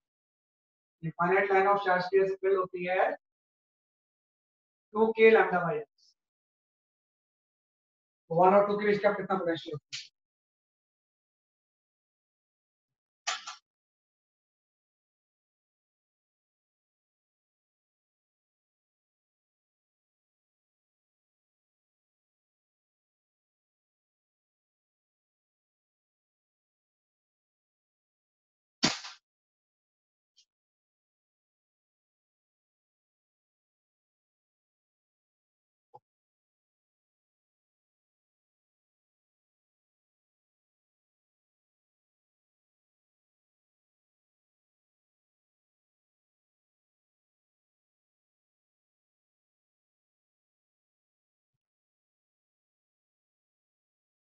क्या आंसर आया? Sir lambda by 2 pi r e not. नहीं नहीं, ठीक से करो। सर लॉग में आएगा क्या? हाँ, लॉग में आंसर आएगा। 2k lambda ln r1 bye r2। हाँ सही है, बिल्कुल सही बताया कि पोटेंशियल डिफरेंस की वैल्यू हो जाएगी 2k lambda ln of r2 bye r1 है ना, क्योंकि माइनस साइन भी तो होता है, उसकी वजह से लॉग चेंज हो जाएगा। हाँ बिल्कुल सही आंसर। ये दोनों पॉइंट के बीच का पोटेंशियल डिफरेंस कितना हो जाएगा, तो आप जब निकालोगे सिंपल ये तो यूज करोगे, potential difference is equal to होता है माइनस ADR। ए की वैल्यू आपको पता है ना, आपको पता है यहाँ पे माइनस 2k लैम्डा को आप बाहर ले लो, यहाँ से रहेगा dr by 2k lambda by x होता है, तो इससे स्मॉल r हो जाएगा, और r की limit from r1 to r। हाँ, यहाँ पे क्या हो जाएगा इसलिए आपका फ्रॉम r1 बाई r2, ये आंसर आपका r1 बाई r2 है ना। ये पोटेंशियल डिफरेंस आ जाएगा, लॉग में आंसर आएगा, माइनस से हम उसको उल्टा करेंगे, पोटेंशियल डिफरेंस की वैल्यू देते हैं, that is 2k lambda ln of r1 है ना। इसकी वजह से अगर एक नॉन यूनिफॉर्म फील्ड है तो जस्ट हमने इंटीग्रेट करके पोटेंशियल डिफरेंस निकाला। अब अगर पोटेंशियल डिफरेंस आ गया और किसी ने आपसे पूछा कि यहाँ पे कोई स्मॉल q चार्ज है, इसको अगर आप 1 से 2 आप मूव कर रहे हो तो इसमें एक्सटर्नल वर्क कितना हो, जब तक कोई चार्ज नहीं था 1 2 में, इसकी वजह से 1 और 2 के बीच का पोटेंशियल डिफरेंस पूछा गया। अब आपसे पूछा गया कि स्मॉल q चार्ज को 1 से 2 तक ले जाने में किसी भी पाथ से कंजर्वेटिव फोर्स की वजह से वर्क पाथ इंडिपेंडेंट होता है, वर्क की वैल्यू कितनी होगी? हम एक्सटर्नल वर्क डन निकाल सकते हैं। एक्सटर्नल वर्क डन की वैल्यू सिंपल हो जाएगी q into delta v। Delta v की वैल्यू यहां से आप सकते हो, तो वर्क डन की वैल्यू में आ जाएगा 2k लैम्डा, है ना, into small q ln of r। तो एक्सटर्नल वर्क डन आ गया। सबसे पहले आप पोटेंशियल डिफरेंस निकालो। एक बार पोटेंशियल डिफरेंस आ गया तो चार्ज से मल्टीप्लाई करके एक्सटर्नल वर्क डन, ये 1 से 2 तक चार्ज को मूव करने में कितना एक्सटर्नल वर्क डन, तो ये हम इसमें से राइट, ये जस्ट हमने पोटेंशियल की। तो टेक 5 मिनट ब्रेक, है ना, डिस्कनेक्ट मत करना, ऐसे छोड़ देना, और जस्ट विल रीजॉइन एट 4:45, है ना, 5 मिनट का ब्रेक है। 4:45 से यही से हम कंटिन्यू करेंगे। तो मीटिंग एंड मत करना, इसको एज इट इज छोड़ दो और अपना पानी वानी पी लो।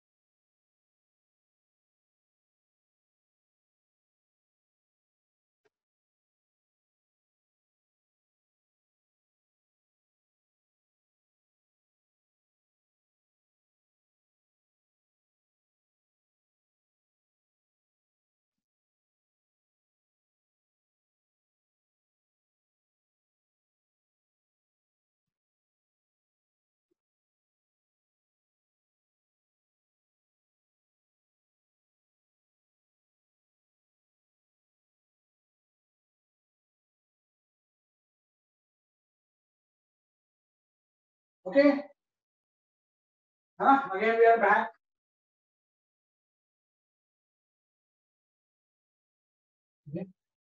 तो after break did you join?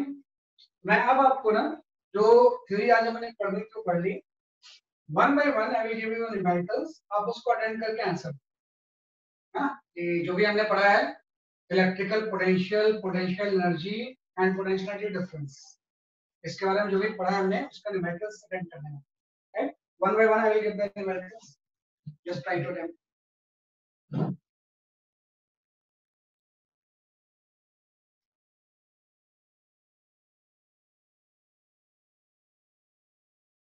एक थोड़ा सा पहले इन बिटवीन, देखो पर्पस क्या है इन सब चीजों का, फील्ड एंड पोटेंशियल पढ़ने का। देखो पर्पस सिंपल सा है कि अगर किसी पॉइंट पे आपको इलेक्ट्रिक फील्ड पता है ई, है ना, तो वहां पे इलेक्ट्रिक फोर्स आता है, वहां पे क्या रहेगा सके आपका इलेक्ट्रिक फोर्स,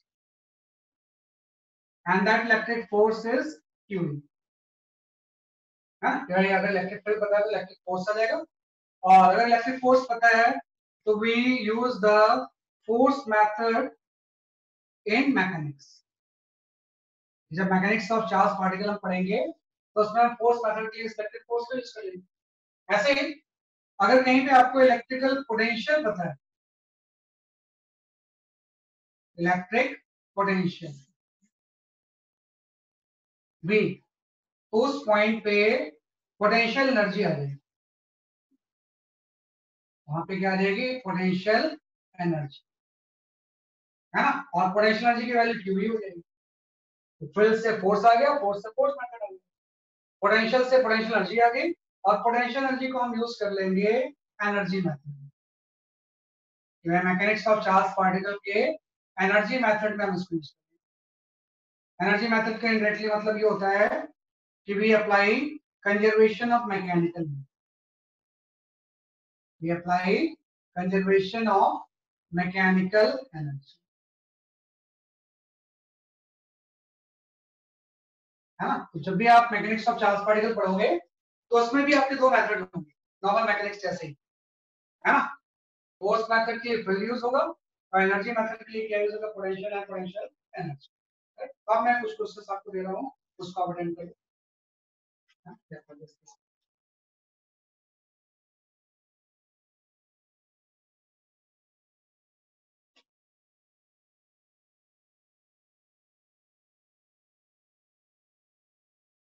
है ना, तो सबसे पहले हम आते हैं एग्जांपल 1 पे। देखो एग्जांपल 1 में ऐसा दिया हुआ है, एग्जांपल 1 का फर्स्ट पार्ट, ये कोई एक्सिस ऑफ रेफरेंस है, यहाँ पे किसी x0 पे q चार्ज रखा हुआ है, दूसरा चार्ज q जो है वो 2x0 पे रखा हुआ है, और तीसरा चार्ज जो q है वो 4x0 पे रखा हुआ है ना, और ऐसा इनफाइनाइट तक है। सेकेंड पार्ट में भी ऐसे ही है, ये कोई एक्सिस ऑफ रेफरेंस,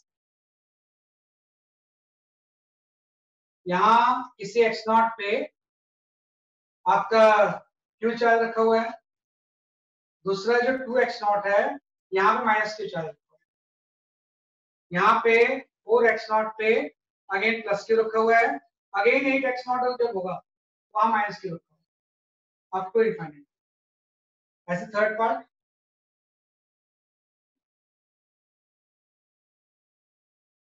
हाँ, यहाँ पे किसी x0 पे q चार्ज, किसी 2x0 पे माइनस q चार्ज, 3x0 पे again plus q charge, and again 4x0 पे minus q charge, up to infinite, है ना। तीन केसेस हैं चार्ज डिस्ट्रीब्यूशन के, तीनों में एक ही क्वेश्चन का आंसर देना है, फाइंड आउट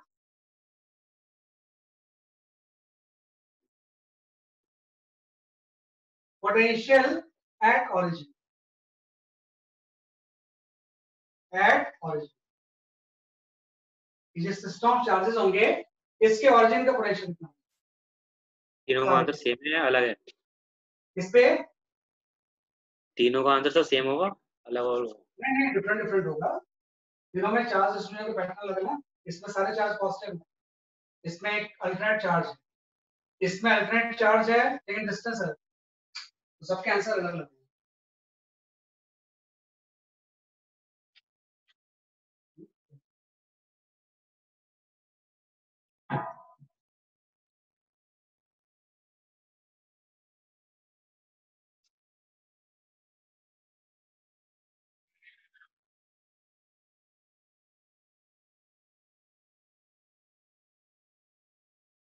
सर फर्स्ट का के q by x not, sorry sir k q by 2x not.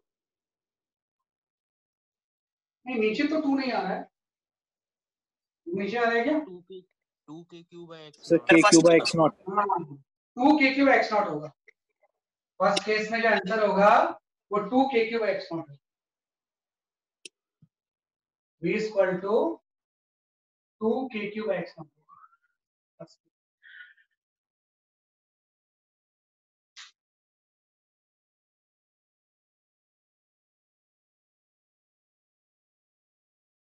Second में 3/2 के क्यू बाय एक्स नॉट, ये भी सही है। सेकंड में 3/2 k³ x नॉट, ये भी सही है।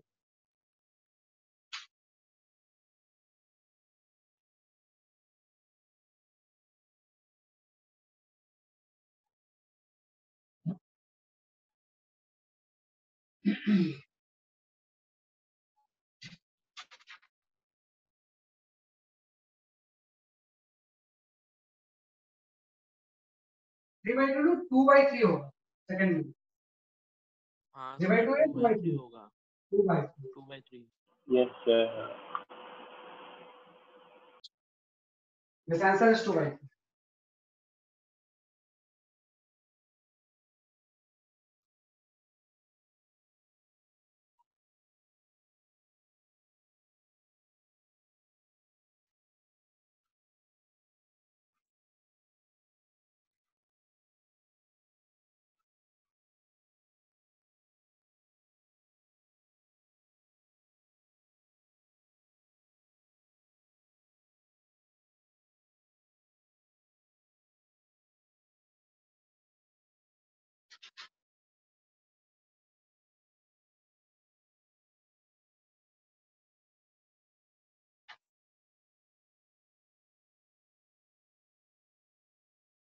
और थर्ड का ln2 इंटू के क्यू बाई एक्स नॉट।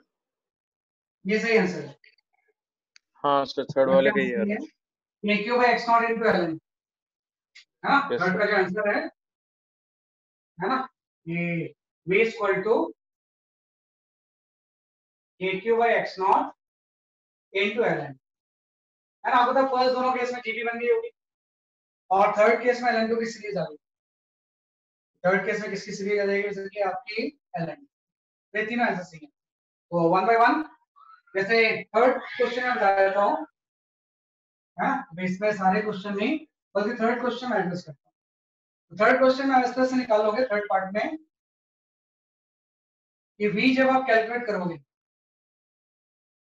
तो आपका पहले हो जाएगा k³ by x नॉट, फिर हो जाएगा minus k³ by 2x not, plus हो जाएगा k³ by 3x नॉट, फिर हो जाएगा minus k³ by 4x up to infinite. हाँ, जस्ट आपने सिंपल इंटीग्रेशन कर दिया, सबकी वैसे ओरिजिन का पोटेंशियल भी होगा, सिंपल सम हो गया। अब इसमें कुछ चीजें आप कॉमन ले लो, तो v की वैल्यू हो जाएगी k³ by x नॉट तो कॉमन आ गया, यहाँ पर जाएगा 1 minus half plus 1/3 minus 1/4 up to infinite, है ना? और ये जो सीरीज होती है ln2 की, ये जो पूरी चीज है ln2 को एक्सपेंड करके ही आता है। ये ln1 + 1 को अगर हम एक्सपेंड करें तो आ जाएगा 1 माइनस हाफ प्लस 1/3 माइनस 1, है ना? Up to infinite. तो ln1 + 1 की एक्सपेंशन की सीरीज है, मतलब इस चीज की जगह पे हम ये लिख सकते हैं v = k³ by x not into ln, है ना? पहले दोनों केस में तो आपको पता है सिंपल जीपी आ गई, है ना? इसमें सिंपल जीपी सीरीज से हम क्या करेंगे सॉल्व। पहला क्वेश्चन आपका ये।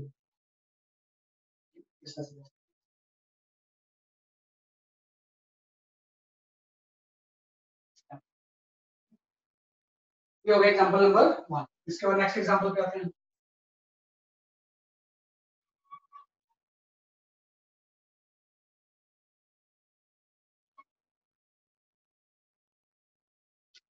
नेक्स्ट एग्जांपल में यहाँ पे जैसे हम इसको सॉल्व करेंगे एग्जांपल में नेक्स्ट यहाँ पे आ जाएगा ये कोई uniformly charge ring, this is a uniformly charge ring.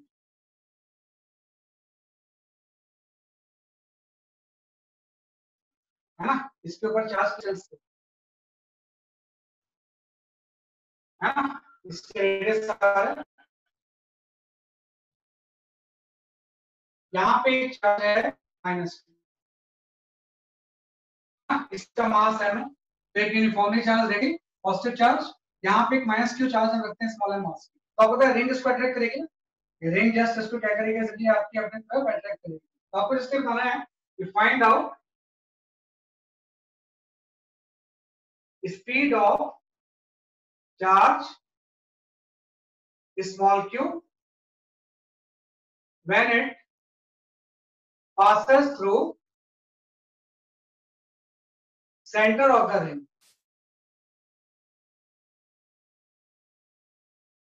है ना, जैसे अट्रैक्ट करेगा तो उसकी स्पीड बढ़ती जाएगी।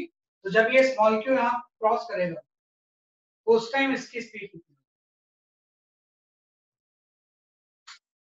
Find out the speed of charge small Q when it passes through center of the ring। ये बताना।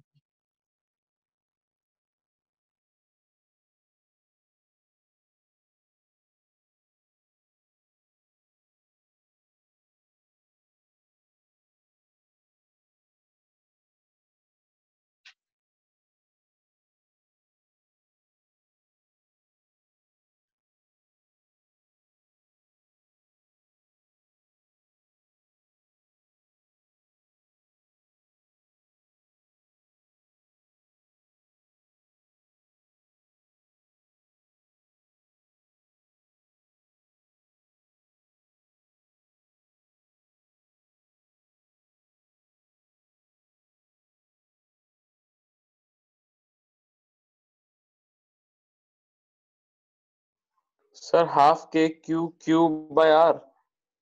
नहीं ये तो नहीं आ रहा आंसर, स्पीड बतानी है आपको कि आपने इसको रेस्ट से छोड़ा तो जब इसको ये सेंटर से क्रॉस करेगा तो उस इंस्टेंट में इसकी स्पीड कितनी है।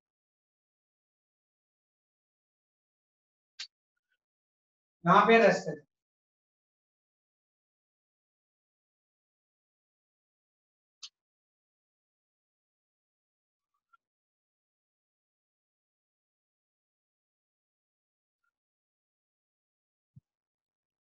K q q by r m का होल रूट। स्मॉल क्यू नहीं आएगा ना उसमें, स्मॉल क्यू कैंसिल हो जाएगा। K q q k small q capital Q by 2r।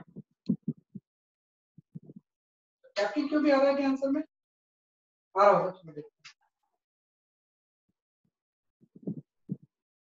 Root k capital Q by 2r। Sir root में आ रहा है क्या?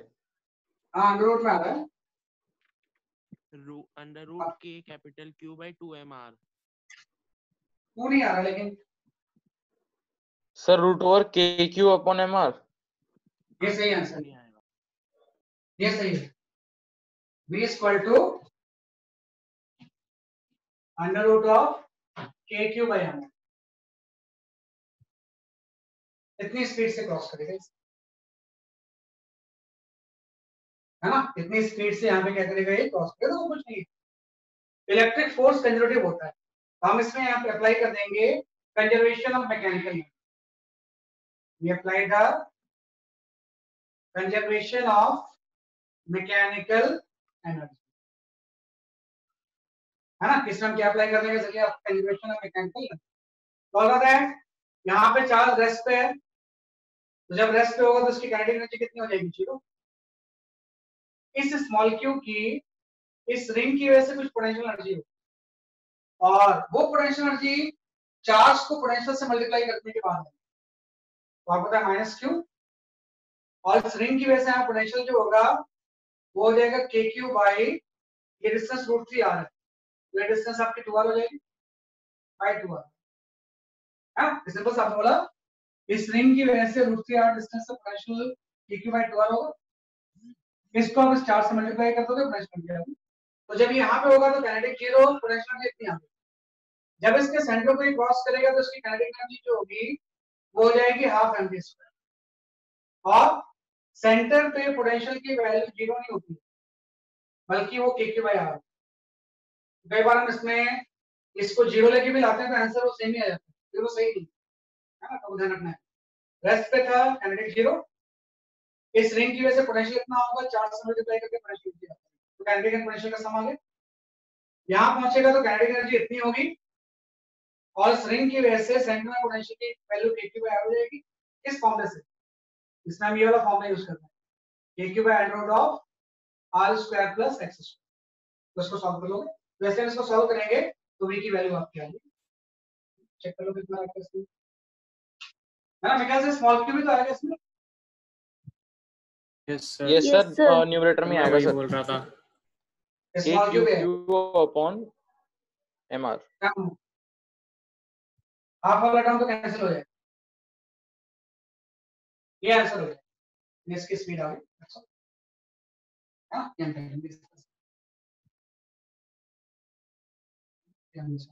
ये हो गया एग्जांपल।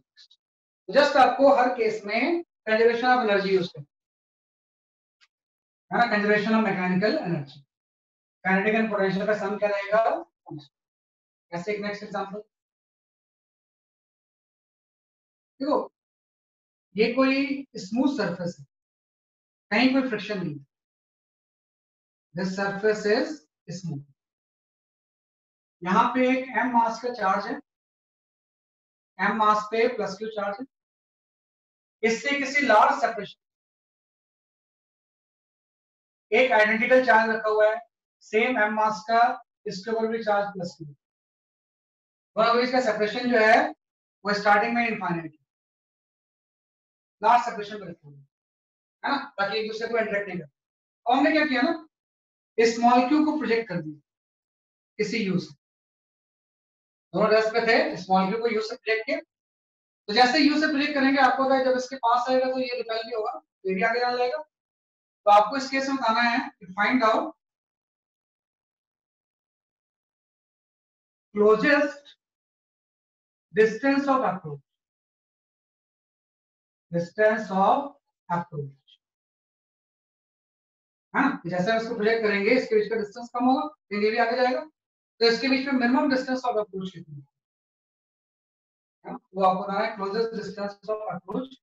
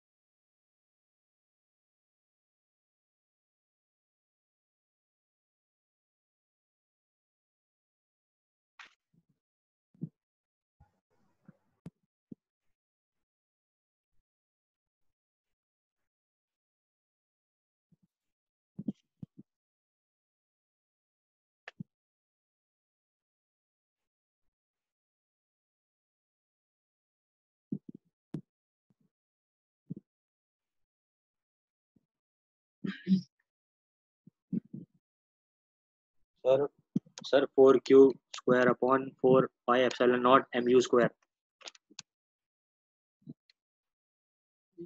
ठीक है, से बता दो बेटा। Sir, Q by U root 2K by M. नहीं रूट तो नहीं आ रहा है किसी के पास। सर किसके टर्म्स में बताना है, कूलम्ब कांस्टेंट के टर्म्स में। k के टर्म्स।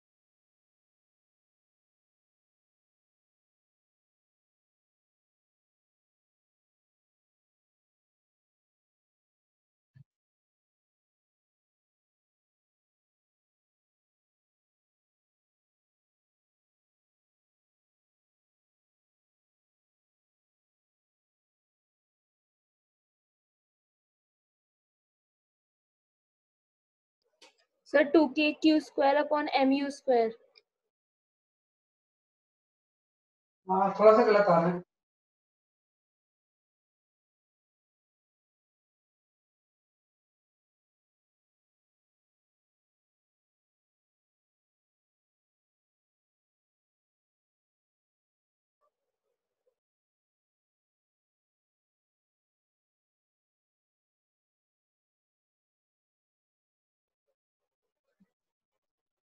सर minus सर ये रूट में minus 2kq square upon mu square.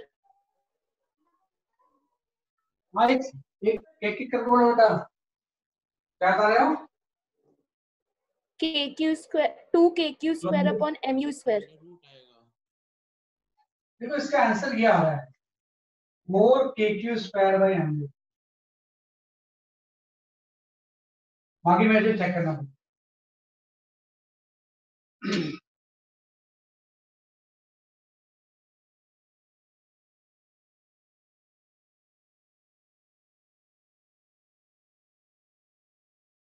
4kq square by m square इसका आंसर।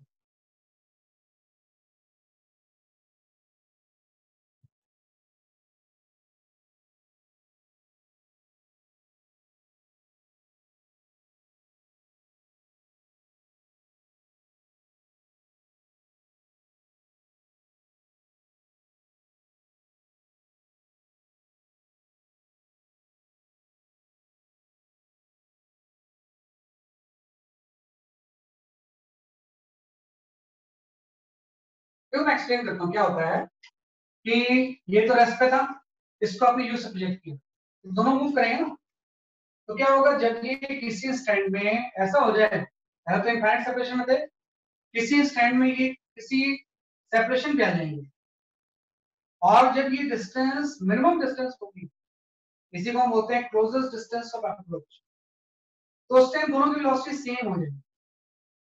ये मेन कंसेप्ट होता है। जब तक इसकी वेलोसिटी इससे ज्यादा होगी तब तक और क्लोज हो जाएगा। द मोमेंट दोनों की वेलोसिटी सेम हो जाएगी, क्योंकि इसकी वेलोसिटी कम होगी ड्यू टू रिपल्सिव फोर्स, इसकी वेलोसिटी बढ़ेगी। एक स्टेज पे जब दोनों की वेलोसिटी सेम हो जाएगी जिस इंस्टेंट पे, उस टाइम ये डिस्टेंस मिनिमम है।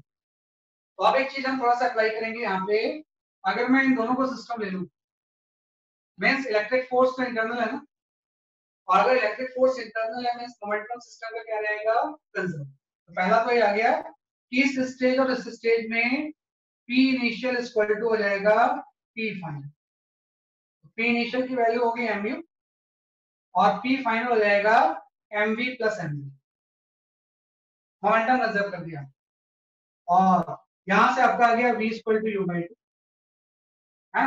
ये दोनों की जो कॉमन वेलोसिटी होगी तो सेंटर ऑफ मास की वेलोसिटी हो जाएगी u बाई 2। आपको क्या फोर्स कंजर्वेटिव है, इंटरनल था तो मोमेंटम कंजर्व, फोर्स कंजर्वेटिव है मींस मैकेनिकल एनर्जी कंजर्व करेंगे। E initial will be equal to the E final। तो यहाँ पे पोटेंशियल एनर्जी तो जीरो होगी क्योंकि इनफाइनाइट सेपरेशन था, काइनेटिक एनर्जी हो जाएगी हाफ mv स्क्वायर इनिशियल। जब फाइनली इस पोजीशन में पहुंचेंगे तो पोटेंशियल एनर्जी आपकी हो जाएगी k q square k q1 q2 by r, r तो आपको निकालेंगे, प्लस पोटेंशियल एनर्जी होगी काइनेटिक एनर्जी भी लिख लेंगे हाफ mv स्क्वायर डबल। तो यहाँ पे kinetic energy half mv square, potential energy zero. जब मिनिमम सेपरेशन में पहुंचेगा तो पोटेंशियल एनर्जी ये हो गई और kinetic energy half mv square का डबल हो जाएगा। यहां से आप v की वैल्यू इसमें पुट कर दो एंड ट्राई करो, देखो क्या आंसर आ रहा है, क्या ये आंसर इससे मैच कर रहा है। तो दो स्टेप लगाना पड़ेगा, momentum conservation, energy conservation, conservation of energy and conservation of momentum.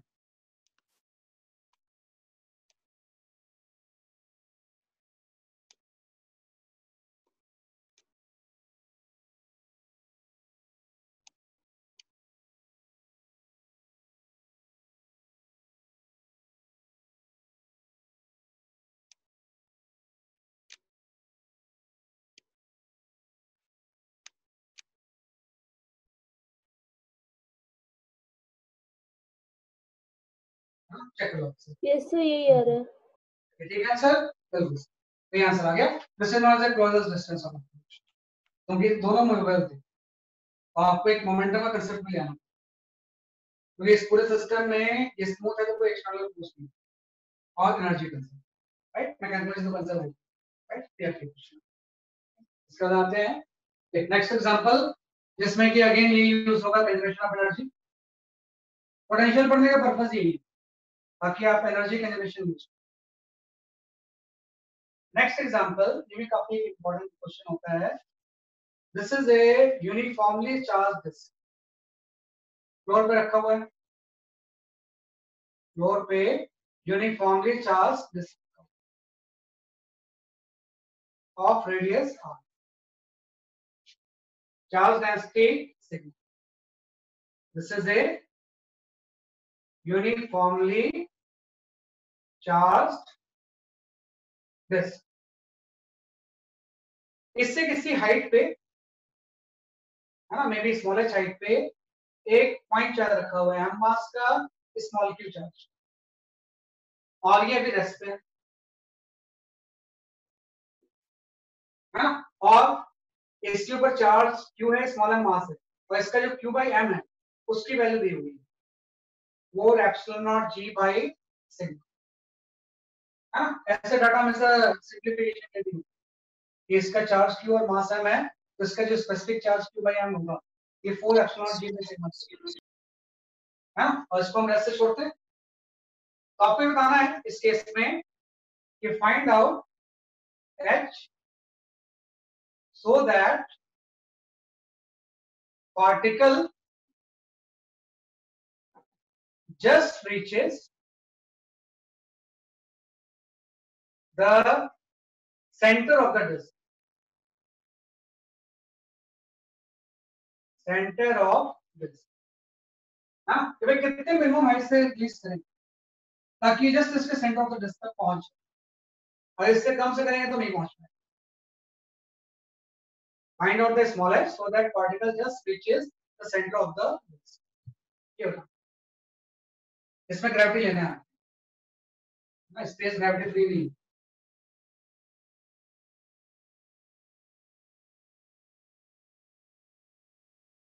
आपका आंसर आगे डांस में आ जाएगा।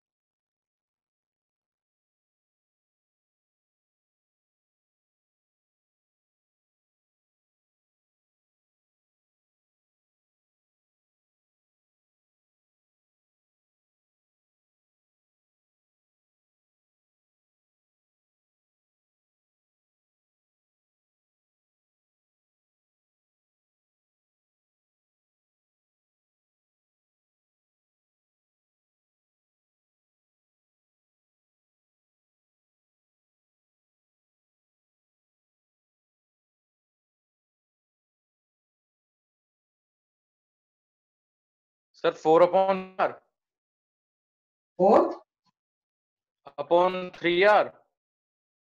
4r/3 सही आंसर। ठीक है h की वैल्यू 4r/3 बिल्कुल सही है। h की वैल्यू जो होगी वो 4r,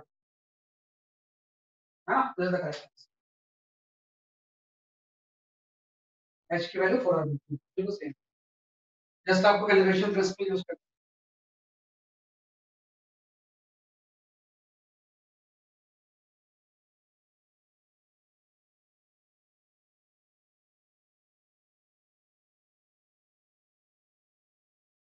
सेम था।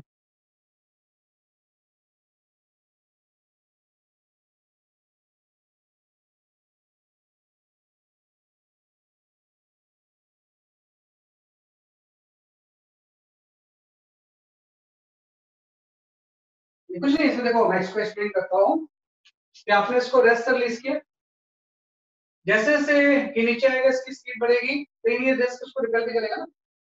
तो जस्ट रिचेस का मतलब है जब इसके सेंटर पे स्ट्राइक करेगा तो ऑलमोस्ट इसकी वेलोसिटी जीरो हो जाएगी।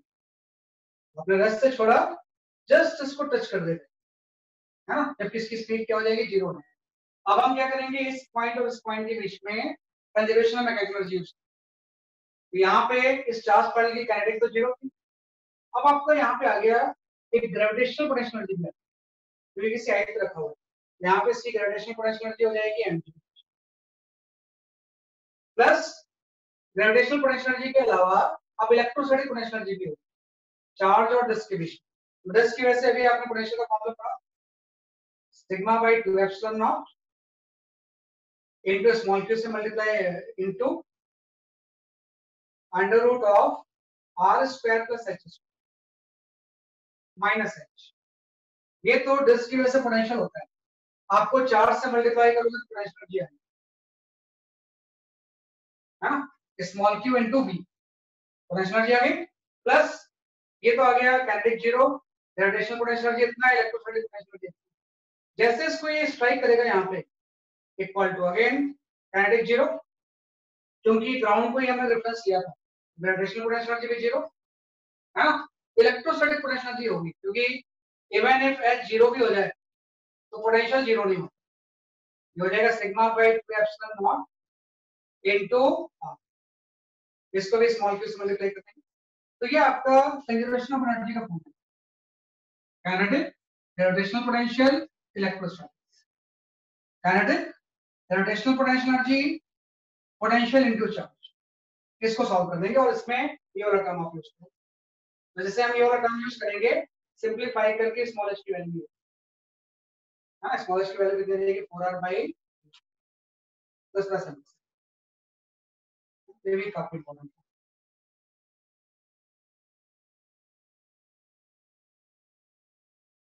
उसको सॉल्व करोगे तो स्मॉल h आ जाएगा।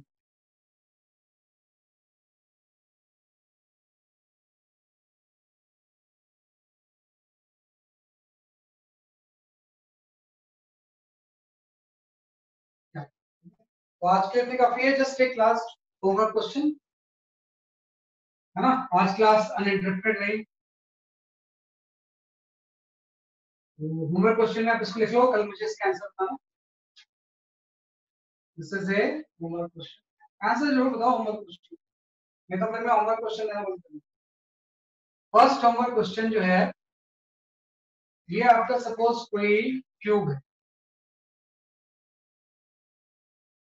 ऑफ साइड लेंथ 1, एक कोई क्यूब है ऑफ side length 1 metre side length का एक क्यूब है और आपको कुछ पोटेंशियल दिया हुआ है ना, कि आपको कुछ पॉइंट्स के आपको पोटेंशियल दिए हुए इस केस में, है ना, कुछ पर्टिकुलर पॉइंट पे आपको पोटेंशियल इज गिवन, है ना। जैसे इसका x एक्सिस है, y एक्सिस है, z एक्सिस। तो ऑरिजिन का पोटेंशियल है 10 वोल्ट, इस पॉइंट का पोटेंशियल है 8 वोल्ट, है ना, इस पॉइंट का पोटेंशियल भी 8 वोल्ट है, इस पॉइंट का पोटेंशियल भी 8 वोल्ट, 10 वोल्ट 8 वोल्ट 8 वोल्ट। आपको ये जो डायगोनल है पॉइंट P, इस पी पॉइंट का पोटेंशियल बताना। Find out potential of point P, point P. और इस कोई पॉइंट पे जो कोऑर्डिनेट है वो है 1,1,1। हाँ, तो अगर साइड 1 मीटर है तो उसके कोऑर्डिनेट कितने हो जाएंगे 1,1,1। तो ये आपका होमवर्क है। Find out the potential at point. Okay, तो just write out this question. और ये हमने कुछ डिस्कस किया। कल यही टॉपिक कंटिन्यू हो। कल हम electric potential and potential energy के बारे में पढ़ेंगे। तो that's all for today. Okay, have a nice day and bye bye. जय Hind sir. Bye bye bye sir. Bye bye.